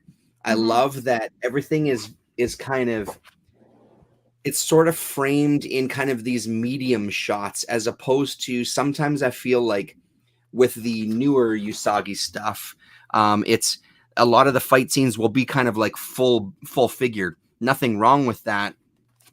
But I do find that the way the fight scenes are shown in this one have a little more impact. It's also very much more cartoony than the newer stuff.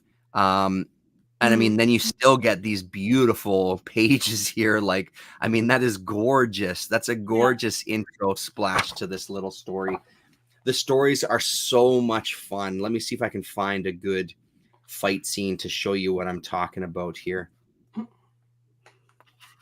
Or just even the busyness, like this isn't kind of illustrating that, but like the busyness of that, it feels a little more like maybe like a Gru comic to some degree, right? Where it feels very cartoony, even though there's some violence. And one of the things that he loves doing in this early stuff is he actually cuts people's heads off quite a few times, surprisingly. But it's still done in this extremely cartoony way with these goofy kind of faces that they make. But it's pretty, like, the level of violence is different in this early stuff than it is in the modern stuff. He still does when a character dies, they have like the skull, the skeleton, the skull, they're breathing out the skeleton. But some of these, the pages are so much more dense with characters in some of this stuff. I think that's also something that really pushes it. We loved reading this together, so much so that there's a couple of more volumes that they have at my comic shop that are in a basket, because I've got a bunch of trade credit at my comic shop. I think it's for volumes 5 and 6 or 6 and 7. I don't remember. But I think Fantagraphics only did about the first 7 or 8 collections before it went to Dark Horse. And then Dark Horse reprinted this early stuff as well, too, in editions. So I don't know how easy this early stuff is to find, even the Dark Horse editions. But honestly, if you haven't read this stuff, I would strongly recommend checking some of this stuff out. This was so much fun. I loved every single story. And that's the one thing I'll say is his storytelling is just as good now as it was back then.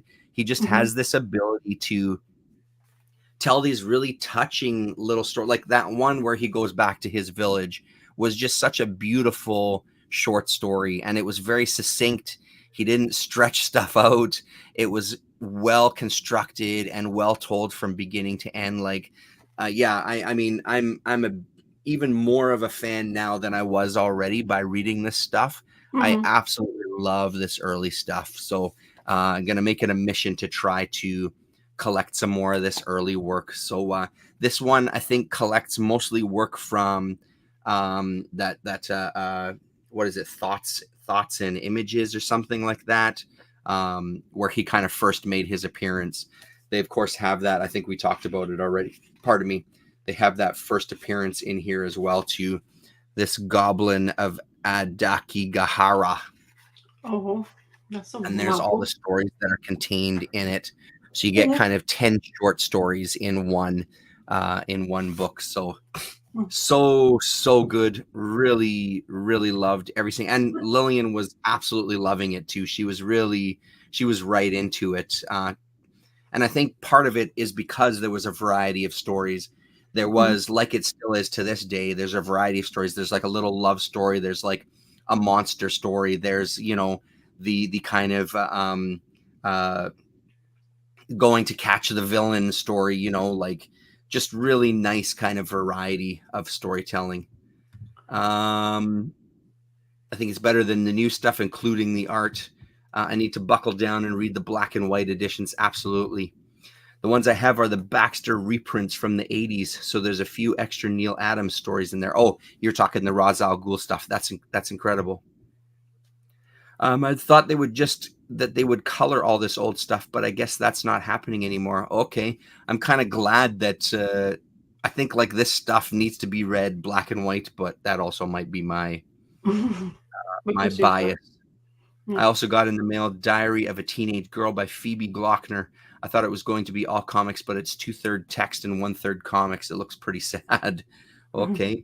I know the name Phoebe Glockner, but I don't know that book. The Usagi Yojimbo book, the one you're holding, is the beginning of his youth. So don't forget Usagi's been aging. So I guess that's what it tells you to look. Remember we was talking about Usagi again, and then we said how different this look like now to these days. Also, Sleepy is mentioning about the color. While they were in IDW, they were reproducing the color editions, if my brain recalls it correctly. But now, because it's going back to Dark Horse, I don't know if they have the same plan to do so, because that's a general amount of money to invest to recolor each edition. So I'm not sure if they're going to attempt to do that. And it's like I thought you had the first volume of that reprinted in black and white. Didn't you get that, Chunk? I do. I've got this here. But that's in different stories as well, isn't it? But it's different stories, yeah. So I've got the first volume here, and it's not the same stories. Like it's already much later. A lot of the same characters and stuff, but a lot different. Yeah. I don't know exactly what it collects. Usagi Yojimbo Volume 2, number 1 to 16, and Volume 3, number 1 to 6. Exactly. So that's everything that's contained in this one, and that is an absolute tome. So yeah. And that's the thing that the Usagi Yojimbo is not easy to get hold of, like Fantagraphic stuff, or the earlier stuff he's producing with Fantagraphics. I don't think it's even like that volume you showed to me. I probably have never seen it before. When you showed me, I was like, oh, that's nice looking edition. But there's so many that there is so many reprints of Usagi Yojimbo. It's really difficult to actually know where the whole story is and actually go from the beginning to the end until you get, the people who collect those like the hardcover special editions. Those apparently a bit more going in timeline, but they are like out of print for hell know how long time. He produces one of those hardbacks and they go out of print in seconds. People are buying them and never sell them again, so you'll never see them again. And I don't know what's the plan of reprinting those are, but I've never seen them being like again in those beautiful hardcovers that they have in collected. So okay, Glockner did underground comics in the 80s. Humor is pretty dark. Okay, yeah. Well, he mentioned Neil Adams, and I finally read a reprinted version of this first appearance of John Stewart as a Green Lantern. And of course, I've never read the story because I was kind of looking get the hold of this because I have issue 76, that famous green cover. I kind of wanted to have it Neil Adams, Green Lantern, Green Arrow. I forgot how much chunk of information you can get in one, and this one has. So the story of his first appearance is right at the beginning. It's not as the whole book. It's only 6 pages. So you get 6 pages of his first appearance, and of course Hal Jordan is a bit of an ass. Kind of, the thing is in that era where. Like they basically having this earthquake, and Guy Gardner, who's supposed to be Hal Jordan's help in Green Lantern, gets into a pickle because of the earthquake. He saves one of the girls who's he's a teacher apparently. I've kind of like don't really know the whole realm, like when it happened in that era, because I was, as I say, was trying to get them in single format before I started reading them in chunk. So Guy Gardner is basically a teacher with the bus of school kids trying to save the girl after earthquake. The bridge is collapsing. He's basically asking the girl to come in. the bus, due to gravity, goes forward and basically almost kills Guy Gardner. And due to these injuries, they're looking for a new replacement for him, for Hal Jordan. So the people, what they call him,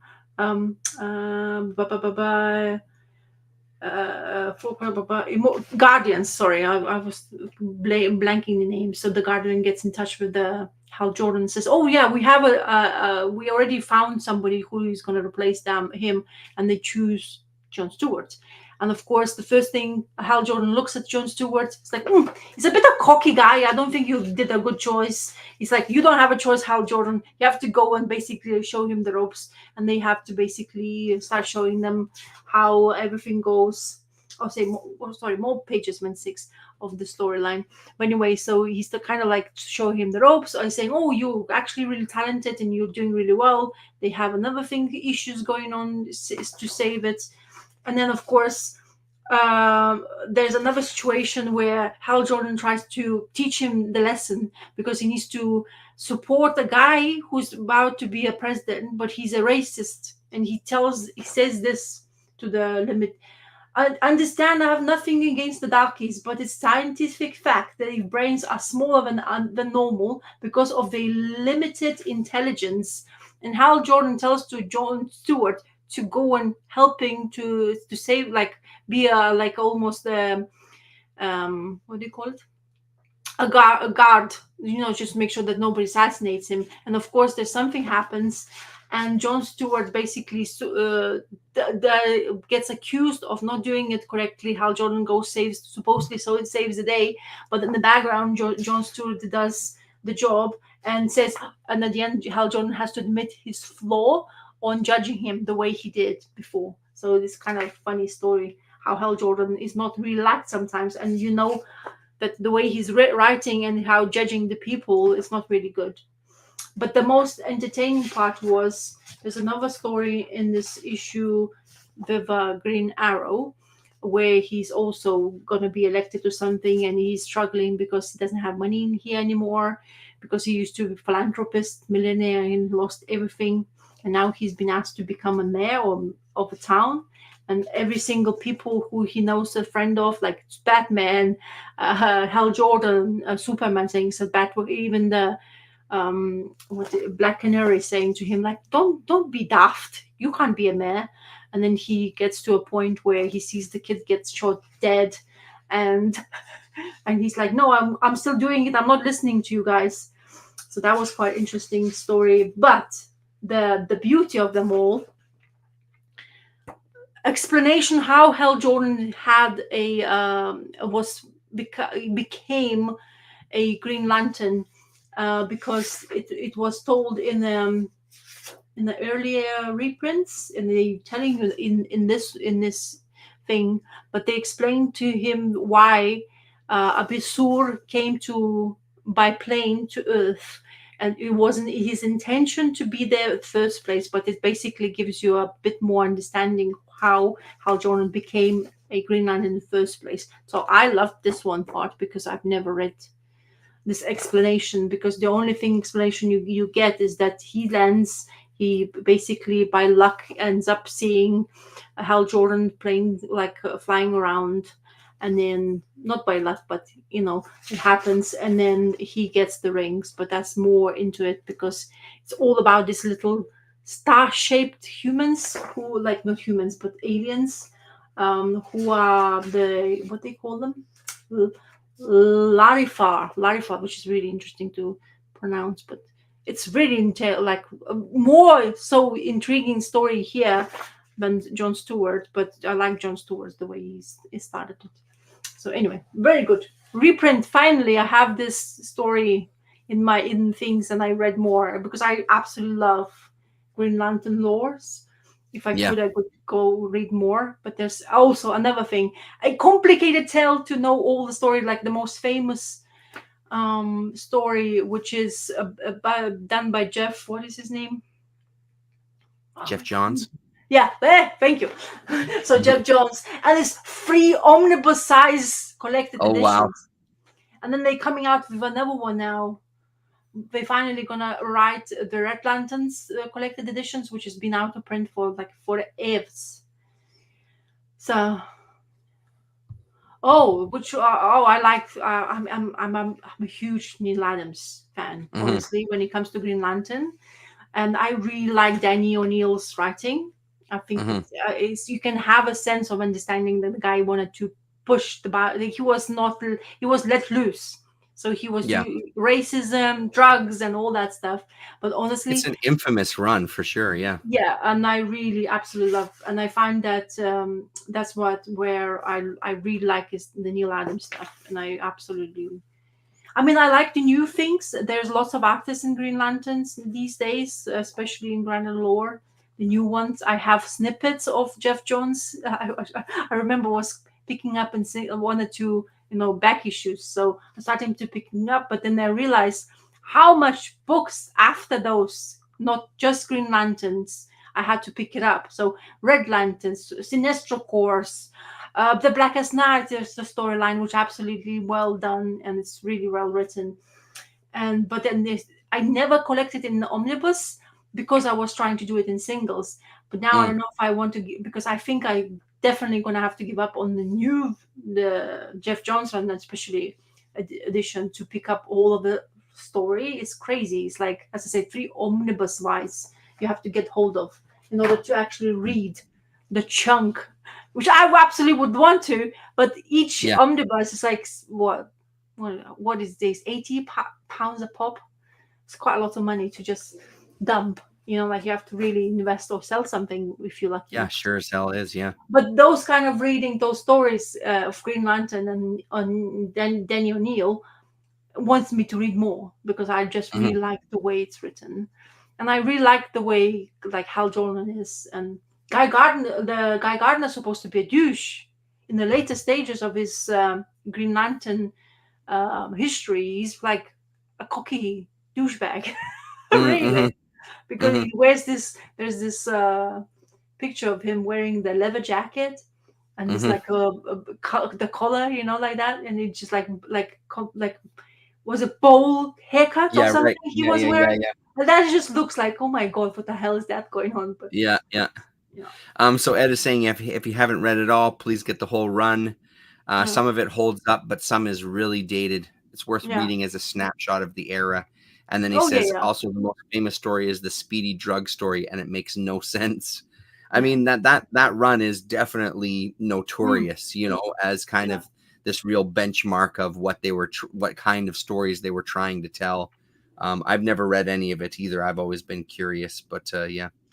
Yeah, the Neil Adams stuff with I think he was like I don't know, but I presume that was his height of the artistic because honestly, every single page looks stunning. Like I mean, Hmm. in reprint you can't see, but if you have any of original stuff of Green Lanterns, especially of his run with Danny O'Neill, is beautiful to look at. It's Hmm. absolutely stunning, and he's just like complicated stories and stuff. Yeah, Spider-Man Drug Story came out around the same time, and I think led to yeah, yeah, exactly. Hmm. Yeah, that's why they are so famous in these days. I mean, it always has been very famous because of those things. It changed something in comic books. Right. Yeah, but I love the Green Lantern stuff, and I'm glad to finally read the first appearance because I never knew how John Stewart became one. I didn't know that he was a helping hand for Hal Jordan, or the kind of if he's doing something, whatever he wants, and then other Green Lantern takes over and does the deed for the Earth. Hmm. Yeah. So. To my knowledge, there have been no Adams artist editions. Yeah, Oh wow. that seems Really? like a huge miss. Wouldn't it? Wouldn't it? Didn't they have? That's Didn't he very have? surprising. But didn't he have like something about Ra's al Ghul? Wasn't it? Well, maybe I'm going An right. artist edition, really? I don't know if I added. That's the thing. I can't think of anything now. Artist Hmm. edition wise. Well, Yeah, I mean, it seems like an obvious one to do a Neil Adams one. Yeah, maybe when he was alive was not something he wanted to have in right. maybe he was forking out so much more money by himself rather than letting them have these reprinted editions. But now his Mhm. estate or family, because I think there are some sort of things going on that side, so probably they will come. Ah, Ra's al Ghul Treasury. Yeah. Treasury, yes. Oh, so talking about Neil Adams, the one which I was looking forward to receive, and I forked out the money, which I was really not happy about, but this was that facsimile edition of Superman famous fight with Muhammad Ali. Came out as a Mm-hmm. and that's the one I was hoping to receive, but sadly to say, my comic book guy has been having his mum's ill, so he's not Ah. able to do his job properly. So, but Mhm. thankfully, he's not. You know, like like he just messaged me, apologizing, saying I'm not sending your books this week because I have a problem. It's like, come on, it's your mum. Of course, I understand. Just Yeah, comics. yeah, yeah. No, you Get off just your lazy ass and send me my books. no, I'm No, I'm not just kidding. douche. No, I'm I'm not just kidding. douche. I understand people's, when Yeah. they are in that situation. So Especially a yes, one-person operation like a comic shop, like some Mm. of these small ones are. so I It's not always like you've got knew. staff. I always knew about that. It's really weird name, DC-56 or something like that. They had this time and this that Treasury edition, it's like bigger format, but you have to pay $14.99 for reprint. Mm. But the original these days on eBay goes for 250 What? pounds. For original one. You used 200? to Wow. Yes, I used to when I saw it, I remember clearly seeing it in many times in the comic mart, and I was like, 50 quid? What? I'll never pay for Mhm. that. And now it's Mm. 250 pounds. I guess that's Jeez Louise. 10 years does do a that kind of. I think because he died and his Muhammad Ali died as well, Yeah. he's quite Yeah, famous, yeah. and there's that Superman, and there's all this what celebs on that piece of paper, the Mhm. cover especially very famous and not. I always wanted to have that Iconic because it's image. iconic image, and also in Neil Adams is doing that kind of thing. I always Mhm. thought like I should have it. So yeah, but now waiting still to Mhm. get the reprint. Hopefully I'll receive it. So, Yeah. but 15 quid for one thing is quite dear, and especially for reprint. But I guess if Yeah. I want to have it, I thought that out. Fork it out. Yeah. Not too much more to talk about. No. Nothing really to say about this one other than Yeah. it's stunning. I don't understand how the art can get better and better every Also, single issue. I shit. just can't comprehend it. It's Yeah. just it's stupendous. It is a beautiful. I cannot wrap my head around this art at all. It's unfucking believable how Mm-hmm. well these guys work together. It's just a stunner. Mm. Yeah, I mean, I marvel over it every single issue, and it feels like it just doesn't let up. Mm. So that was, of course, a good read again this week. Okay. A Did couple you? again that I don't have too much to say. One that's been on a wish list for me for a while Mm-hmm. came up locally. I had it on my comic shop, and I'm glad it came up locally because I don't need to now spring for it. This is Fanticon magazine from 1989 with an Eastman Laird cover there, and then some artwork by them inside as well too. So talking about there's some melting pot pages in the back of the book as Mm-hmm. well. But this is kind of like this back cover tells you everything you need to know about this magazine. It's right in this era. Like I was reading Gore Zone. I've still got a bunch of these issues. I was picking up Toxic. I was picking up Fangoria. You know what I mean? Like this is that era where there was these unbelievable horror magazines Mm-hmm. focusing on like the gory. Gore Zone was a good one because it focused on like the special effects. They Mm-hmm. would show you kind of the process of making some of these images. Mm-hmm. So it was always a little more impressive. Um, this also has a bonus. So it's got a lot of articles in it. Some more Eastman Laird Oh, stuff at the Talbot. front. Or sorry, this one, Eric Talbot. Yeah. They talk a little bit about Mirage Studios at the beginning. So some Nice. photos and some art. So that's a nice bonus. And then talking about a book called Shell Shock, The Best of the Turtles short stories, 208 pages, 25 complete stories. I don't know if I've ever seen that one. No. I didn't look it up afterwards, but I'd love to see it. And then they go into kind of what I was interested in, Fantico, the history of Fantico. So the comics and stuff they did, like Gore Shriek. And then I guess they had a convention as well too, Fanticon 1988. So we get some photos from that.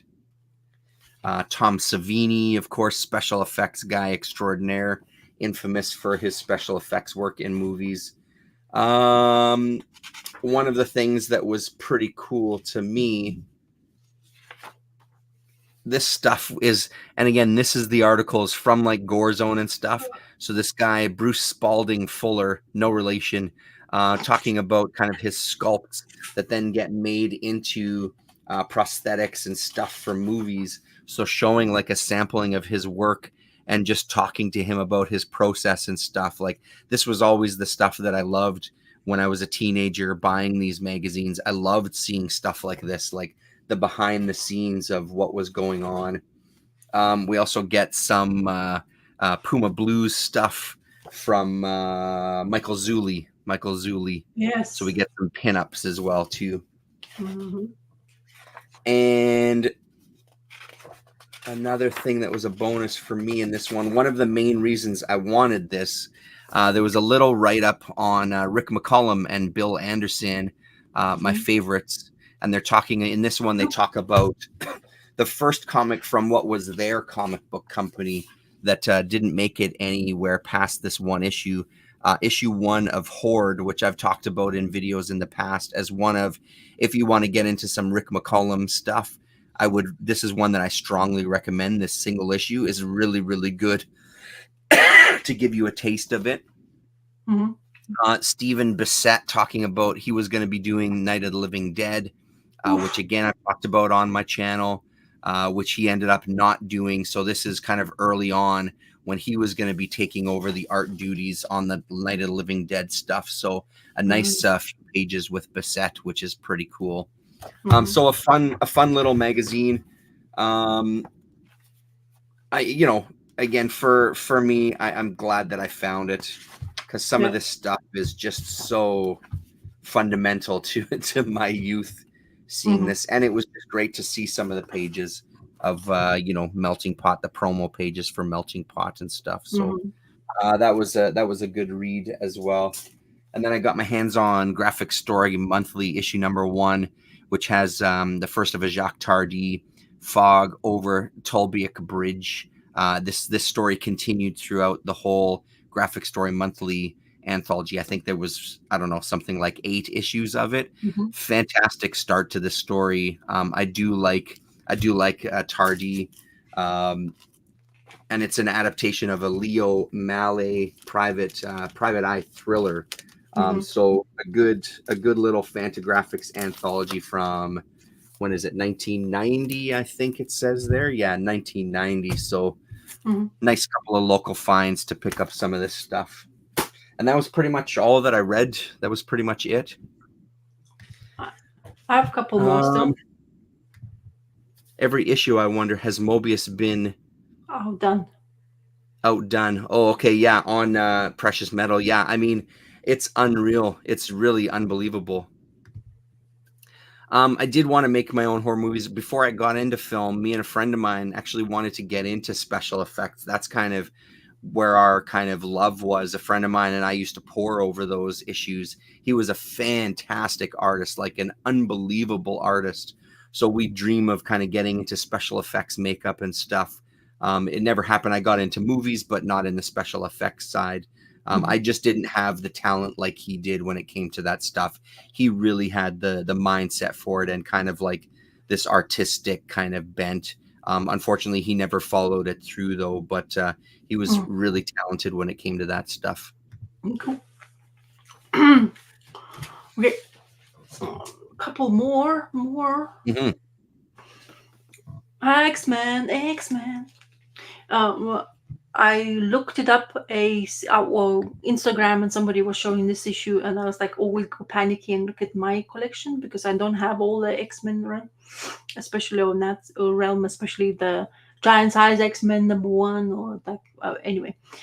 So I looked up, but I enjoy Dave Cochran's art on X-Men a lot. I like the way Storm is drawn in this like despair and her insecurities. In this one, surprisingly, even though the Juggernaut and Colossus are fighting here, and how difficult for our X-Men or newly appointed X-Men to get the grips how to defeat a Juggernaut, and only the Professor can do it, and Phoenix or Jean Grey, and then the Colossus and the Nightcrawler, the Wolverine, Storm, and what is his name?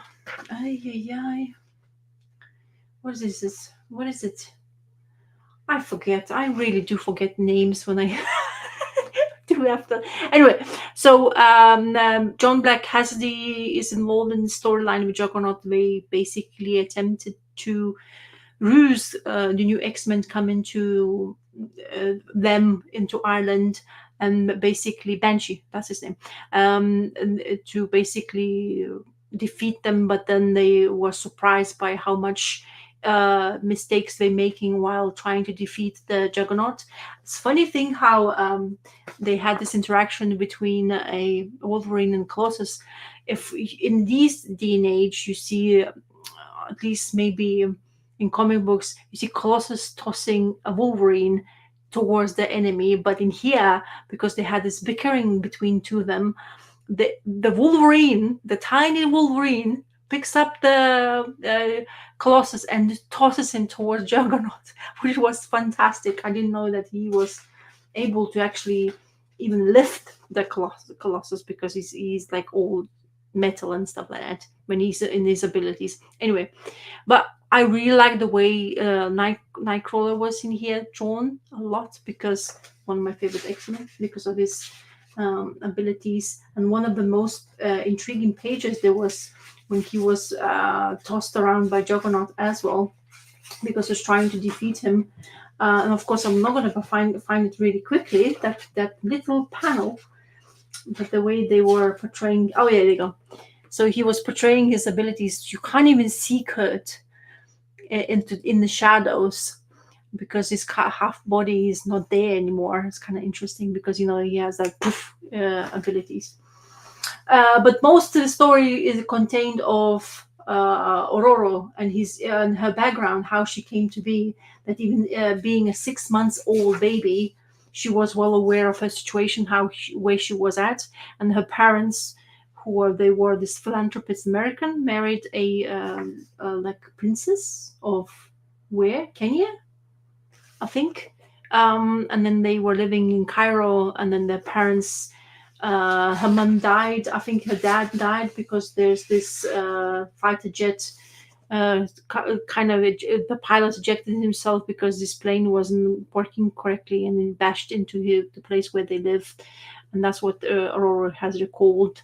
And then she was saved by this guy who she became a thief of Cairo, the best thief in the Cairo. Really beautifully done. Pages up, stunning. Aurora's hair looks fantastic. I think I wish for any girl to have hair like that. Another thing, another bickering between Professor and oh my God, Rasa, come on, think names. What is this? Jean Grey's boyfriend. What is his name? Oh my God, what's wrong with me today? I'm blanking. Scott something or other. Yeah. That guy, Cyclops. No, yeah. There you go. Anyway, and he's like, Savior says, "Go and save your friend, your fellow X-Men to Ireland," and he's like, "No, I'm staying here because this is the events happening since Phoenix happened." So when Jean Grey became Phoenix and she died, and she came back. And now she's in the hospital. And he's like, "She's the most important thing to me. I don't care about the X-Men. Didn't you tell to us that they're supposed to be able to kind of defeating our enemies by themselves without our help?" And then, like, Xavier was like, "How dare you being such a douche?" So that was fantastic part of the story, where Cyclops has always been kind of like, he's like tippy topsy, never like supposed to be a leader, but then when it comes to some love life, he's not really doing that much in it. Yeah, Storm is a fantastic character as well. And then Black Cassidy is in here, which is I'm always iffy about his first things, appearances and all that stuff, and understanding.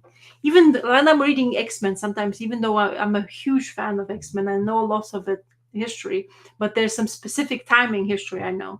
I never read like the full-on storyline, so all of the stuff comes out in here. I don't really kind of like recall, or it gets very surprised by, or even though like maybe I don't remember them, but I always enjoy a lot. And Dave Cockrum's art is stunning. Legion of Superheroes. Oh yes. Yeah, the Legion Supers. But when he quit and went to Marvel, he used him as an ex-sportsman. Lovely. The Legion of Superheroes. How many superheroes in Legion Superheroes are there? Like what, 56 more? I don't remember. Do you know, Terrence, how many? Too goddamn many. I have no idea. Yeah. There's so many. You know, if you would tell people about a Legion of Superheroes, geez, I start reading it and I got completely lost, and I kind of lost the idea of wanting to read more. Right. Because it's also, you have to, it's collected in omnibuses and or many collected editions. But yeah, I tried to get into that Legion of Superheroes, and the first issue you get introduced about what, 12 or 15 of them characters, and you're like, oh, too many already. It's just a couple of issues, but it's quite intriguing. I would have wanted to read more if I had material. And I read this one. Yeah, nice. Did you read this? Oh God, yeah, I've read it a bunch of times. Yeah, I love it. So yeah, I was very surprised the way the story went.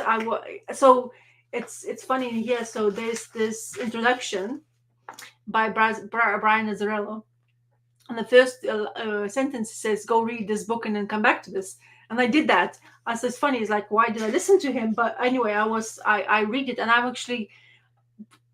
was surprised. I didn't understand at the beginning all the significance of the crows, this like lettering, but then there was the guy singing while driving in the truck, and I didn't like the way the story started. Just was a little bit like I don't know if I care about the story. Just two dudes talking. Like one says, I'm the best impersonator of Elvis," or "I'm better than Elvis because I did this and that," and then they just stop.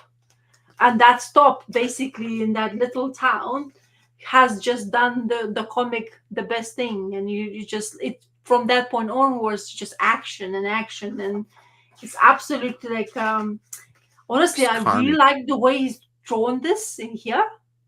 And I wish maybe I mean, at the end of the day, okay, so you see this panel in particular in the way it's drawn. Okay, the way I looked at it at the beginning, I thought he's been in between legs. He said, not arms. You know what I mean? So like he's sitting somewhere, maybe a person sitting in the loo, and his head is in between the legs. That's how I saw this panel. But I was like, oh shoot, that's just arms. What's wrong with me? But anyway, just the way I absolutely love the way he's drawing in here. Yeah. This dude. It's like, oh, so the sheer size, and absolute. After I didn't look at anything extras, but extras explains a lot about this intentions, why he was doing that, why he looked at logo so intently about it. It actually even flourishes the story even better. But this fight scene, it could be a really good short story movie, don't you think? Oh, totally. Yeah. You know, but of course you have to collect the right people to do that. It's like one of the chapters in Pulp Fiction or something. You know what I mean? Yes, like exactly. It would fit perfectly with like something like that. So there's this crew of douchebags sitting in this cafe / stop, whatever it is, the diner, you could say, I think. Mm-hmm. And the guy comes in for milk. And one of the dudes who's been explaining how good he is at fighting. And his buddies try to basically, because this guy enters and he's huge, it's like, oh, you can't take him, and we make a bet. And from that point onwards, a lot of things happens. and the way it happens is just beautiful. It's really well done. The his choices, the panel choices, the way he changes his arm, it's kind of like, what is going on in here? It seems to be you have a normal hand. I thought there's a body inside it, to be honest, first thing. And then you realize that he's actually putting his arm on. This is a ginormous arm he's winning fights with. And he's like, oh, that's not really fair. But he's like, oh, I'm the big guy. I'm going to take you anyway. And then there's this bashing happening. And then he just like proper. This is such a good panel, say. It's absolutely so fucking good. Yeah. Yeah. So really good. People get this Mesmo delivery somehow. I was lucky enough to have Terrence to send it to me one, but really good. The fight scenes are beautiful. That was my intro to Rafael Grampa. Oh, so wow. The kayfabe guys, they know Chris, what the hell is his name? He had a publishing company, and apparently this got published through them first before it then got picked up and reissued. But like that was the first time I remember seeing that. I don't remember where I saw it, but that was the first time I saw this book, and I was like, who the fuck is this artist? This is unbelievable. Yeah. So the guy gets completely bamboozled. He flops on the floor. But of course, he gains his consciousness back. And he decides, like, okay, I'm going after you. And he swings to the guy while he was carrying the girl. And he basically bashes her head off, like almost to the point of no, well, to like, she's dead. Yeah, he annihilates her. Yeah. Basically. And I was like, wow, imagine you being on somebody's like bad timing, like where you are at, you know what I mean? It's like wrong timing to be somewhere. But there's so much going on. And I like how the fight ended. And then this door opens, and that's basically you think, okay, how is he gonna take the story? Because the guy's, this guy's is kind of like about to die. But then it goes to how he came to have a job to do this trailer driving, and who is the guy with it. This one, she was pissing her pants out when she saw the guy. So good. Because what he did. Yeah. And then you have this freak. So what is he? It's like, is he like a human, or is he working for devil? Because there's this page here. Yeah. Where he even, because of the massacre is ensuing, even the devil is like, woo! The devil is having I'm excited. Something is coming towards for me. So he's he's serial killer, yes. I mean, he's a trained assassin at the very least. Yeah. Yeah, because the way he is loving his blades, and those blades are sharp, eh? I mean, what he does to that girl is like, oh, it becomes like really quite gory, to be honest. Not safe for kids sometimes, I think. But I like the chilled out moments of the character. I think it kind of tells this personality of him, like how he is and what he's all about. It's like, nobody can touch me because I am like invincible with my knives. And and it also tells the story how he is in the truck and stuff. Really well done. And the beauty part of this, I really like the way he draws birds. Attention to details is immense. And also this bonus content features and stuff like that, really cool if you actually take your time. Of course, it shows you he says who is coming to do the covers, isn't it? Or pinup arts. So Mike Allred, Eduardo Risso, Craig Thompson, and Fabio Moon, all of them I like. Allred's, of course, signature. This is so Ross. It looks like could be Wolverine, to be honest. Yeah, totally. But I really like the concept, and I really like the way he's used this to his own advantage. We absolutely loved it. And then you have Fabio Moon, and I think it's Craig Thompson here, isn't it? I think so. Fabio Moon, you can really relate. I really like the way he's drawn. Like a ink wash used, I think, in this, or black or watercolor. But then he says like Elvis, and how he basically decided to draw the guy, and he even shows it's all some backstory as well. It's so much information is in relating this one to understand the guy, and also he explains how the big guy, how he made him to be. This is the first iteration of him. and how he grew into character, what he was portrayed in the comic book. Beautiful. Brushing, by the way. This is, I can recognize it for sure. So the first edition came out. It was Ad House Books, and it was in 2008 is when it first came out. Yeah. And then Dark Horse picked it up in 2010, so a couple of years later for their first edition. And then there was a hardcover edition from Dark Horse in 2014 of Mesmo. This information about him and what he done before with coming into comic books, and then it's interesting. He went through quite a lot, and he lives in Sao Paulo, if he still lives to this day. But yeah, good one. But thank you. Absolute beast of an artist, man. So great. Very good, and it's surprisingly good storytelling, to be honest, for what it was. I mean, it's not much to tell. No, but it's just an action. It's an action movie. Yeah. They do not have it right now, Damien. I was just looking. They don't have any of the Ad House or the Dark Horse editions. They don't have any in stock right now. Really cool. And he has this, which is basically took a break in the storytelling. This is how you break it. So you got a little bit of excitement. And the cartoon. He could really do cartoon stuff, eh? You know those characters when he starts daydreaming because he's being punched, and you start he couldn't see straight, and these characters came through. Where is that paper? I can't even see when is that happened. But he starts seeing those creatures. I don't think I can see it now. Yeah, this page as well. Oh, so good. So good, yeah.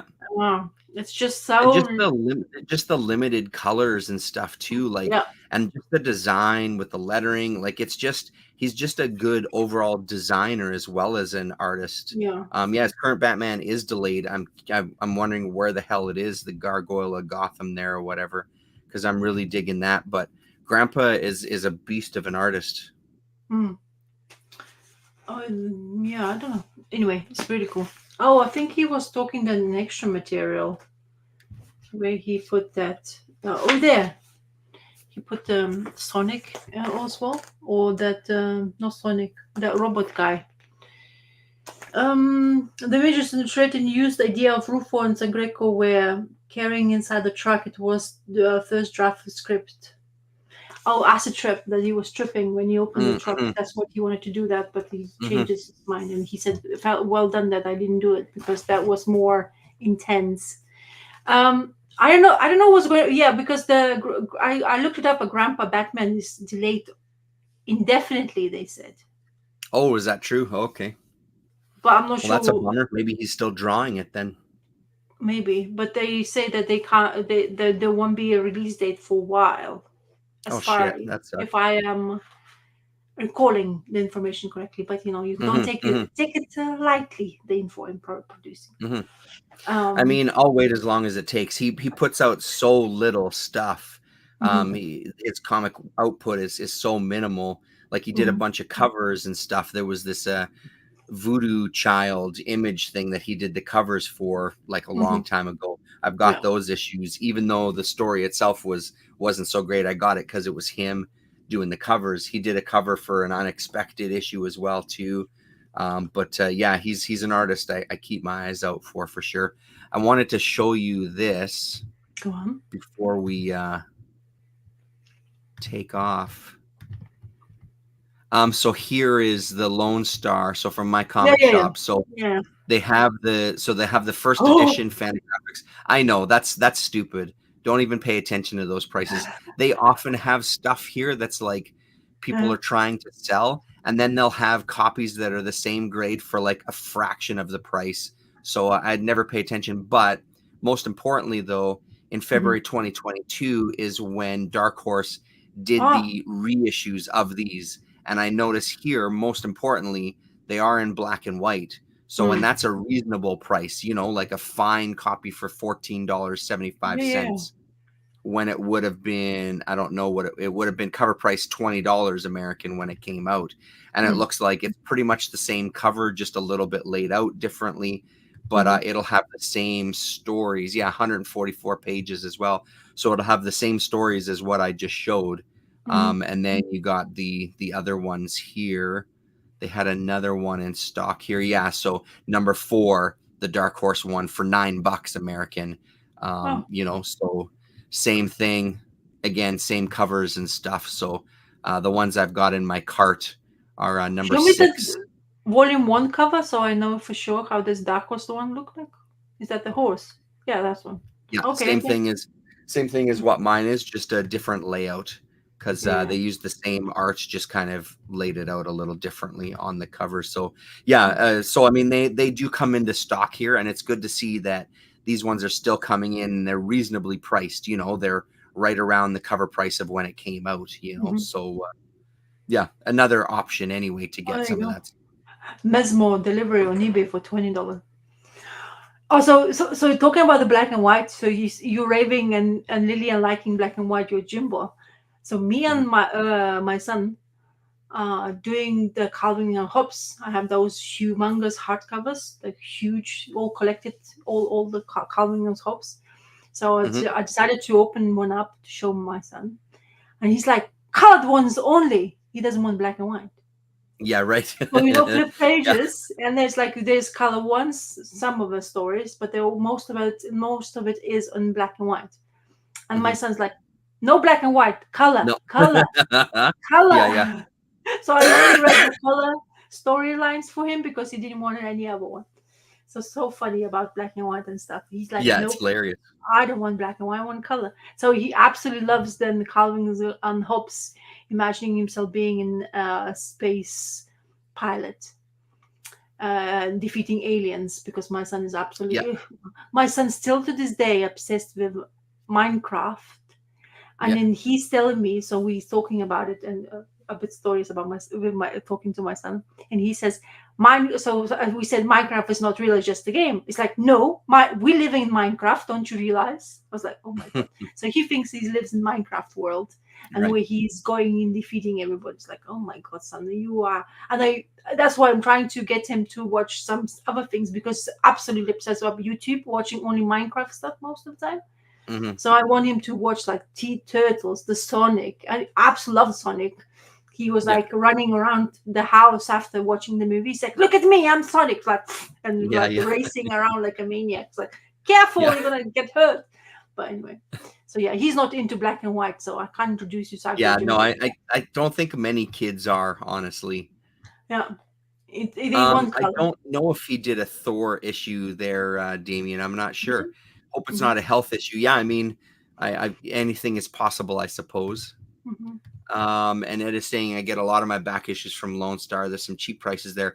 There really is, in the bonus with Lone Star is they have pretty much everything. So the weird shit that I'm looking for, they always have some of that stuff in stock too. So that's kind of what I end up using it for, is stuff that I know that I'll never find here locally.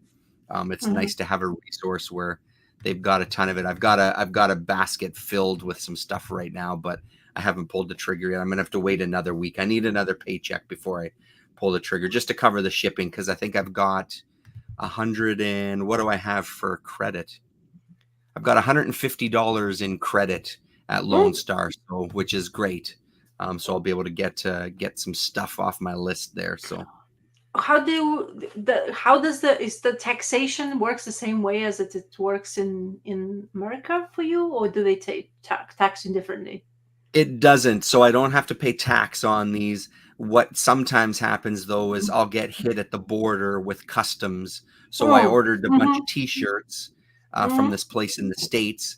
The bonus was it was the shirts were on sale, and it was free shipping even to Canada, which was fantastic. So I ordered like 5 shirts, but then I got hit with customs. So they took, I think it cost $60 Canadian just to get the package to me.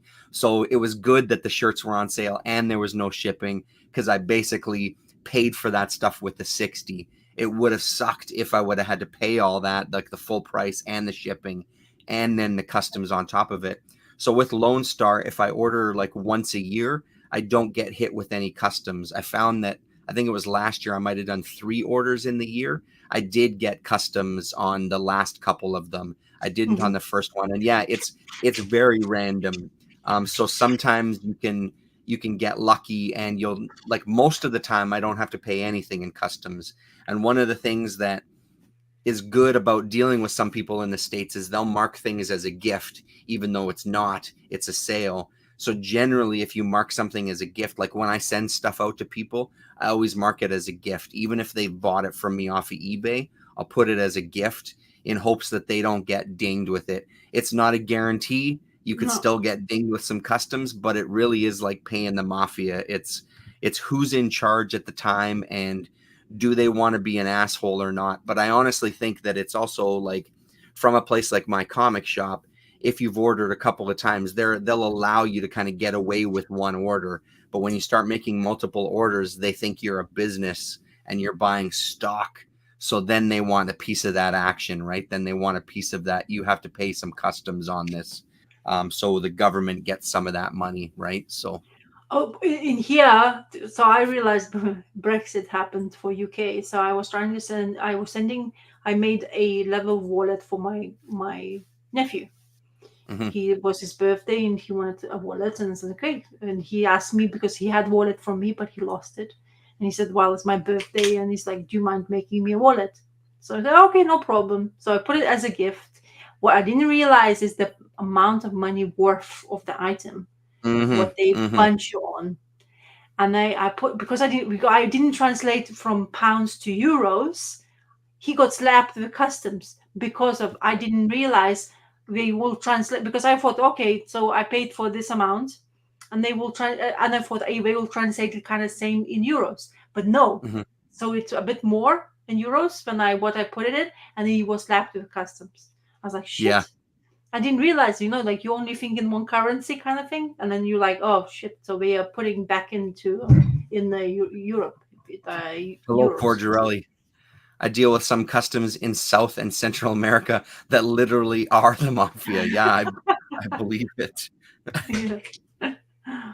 Oh, hello. Howdy ho, neighbors. Hello, Mr. Chaos and Comics. Yeah. Yeah, so I mean that's all I've read this week, really. There was a couple of random bits, but I'm not finished. Like, I'm reading The Jam, and I'm reading a Dave Cooper thing, but I haven't finished him yet, so I'm not ready to talk about him. How many times you watched your Mazzucchelli's Batman did you look through? Only that one time. I haven't had time because I've been working, and then my wife is on the same show as well too. Oh yes. So then I got to go and pick up Lillian, and by the time we've had dinner and it's bedtime, like you were saying earlier, I'm wiped out. So I'm going to bed when she's going to bed, which is why I haven't really done a ton of reading, because I'm just so fucking tired at the end of the day that I just sleep, Yeah. Plus, we've all been fighting a cold, so that's been really difficult to actually get a good night's sleep. Yeah, all of us. There's something running through this show as well, too. Some respiratory virus is what they're calling it now. They don't want to use the C word anymore, so they call it a respiratory illness. Which is hilarious. I'm pretty sure I had COVID again basically last weekend. I was sick as hell, and then that's kind of followed me throughout the week as well too. So. Jeez. Okay. Well, what is it? It is what it is. I'm gonna have some superhuman abilities against it at this point. Yeah. Very good. Right on. Thanks very much, everybody, for joining us. We'll try to come back next week. Obviously, we'll see how it goes. But good to see people in the chat. Thank you for hanging out, and we'll talk to you later. Yes. Later.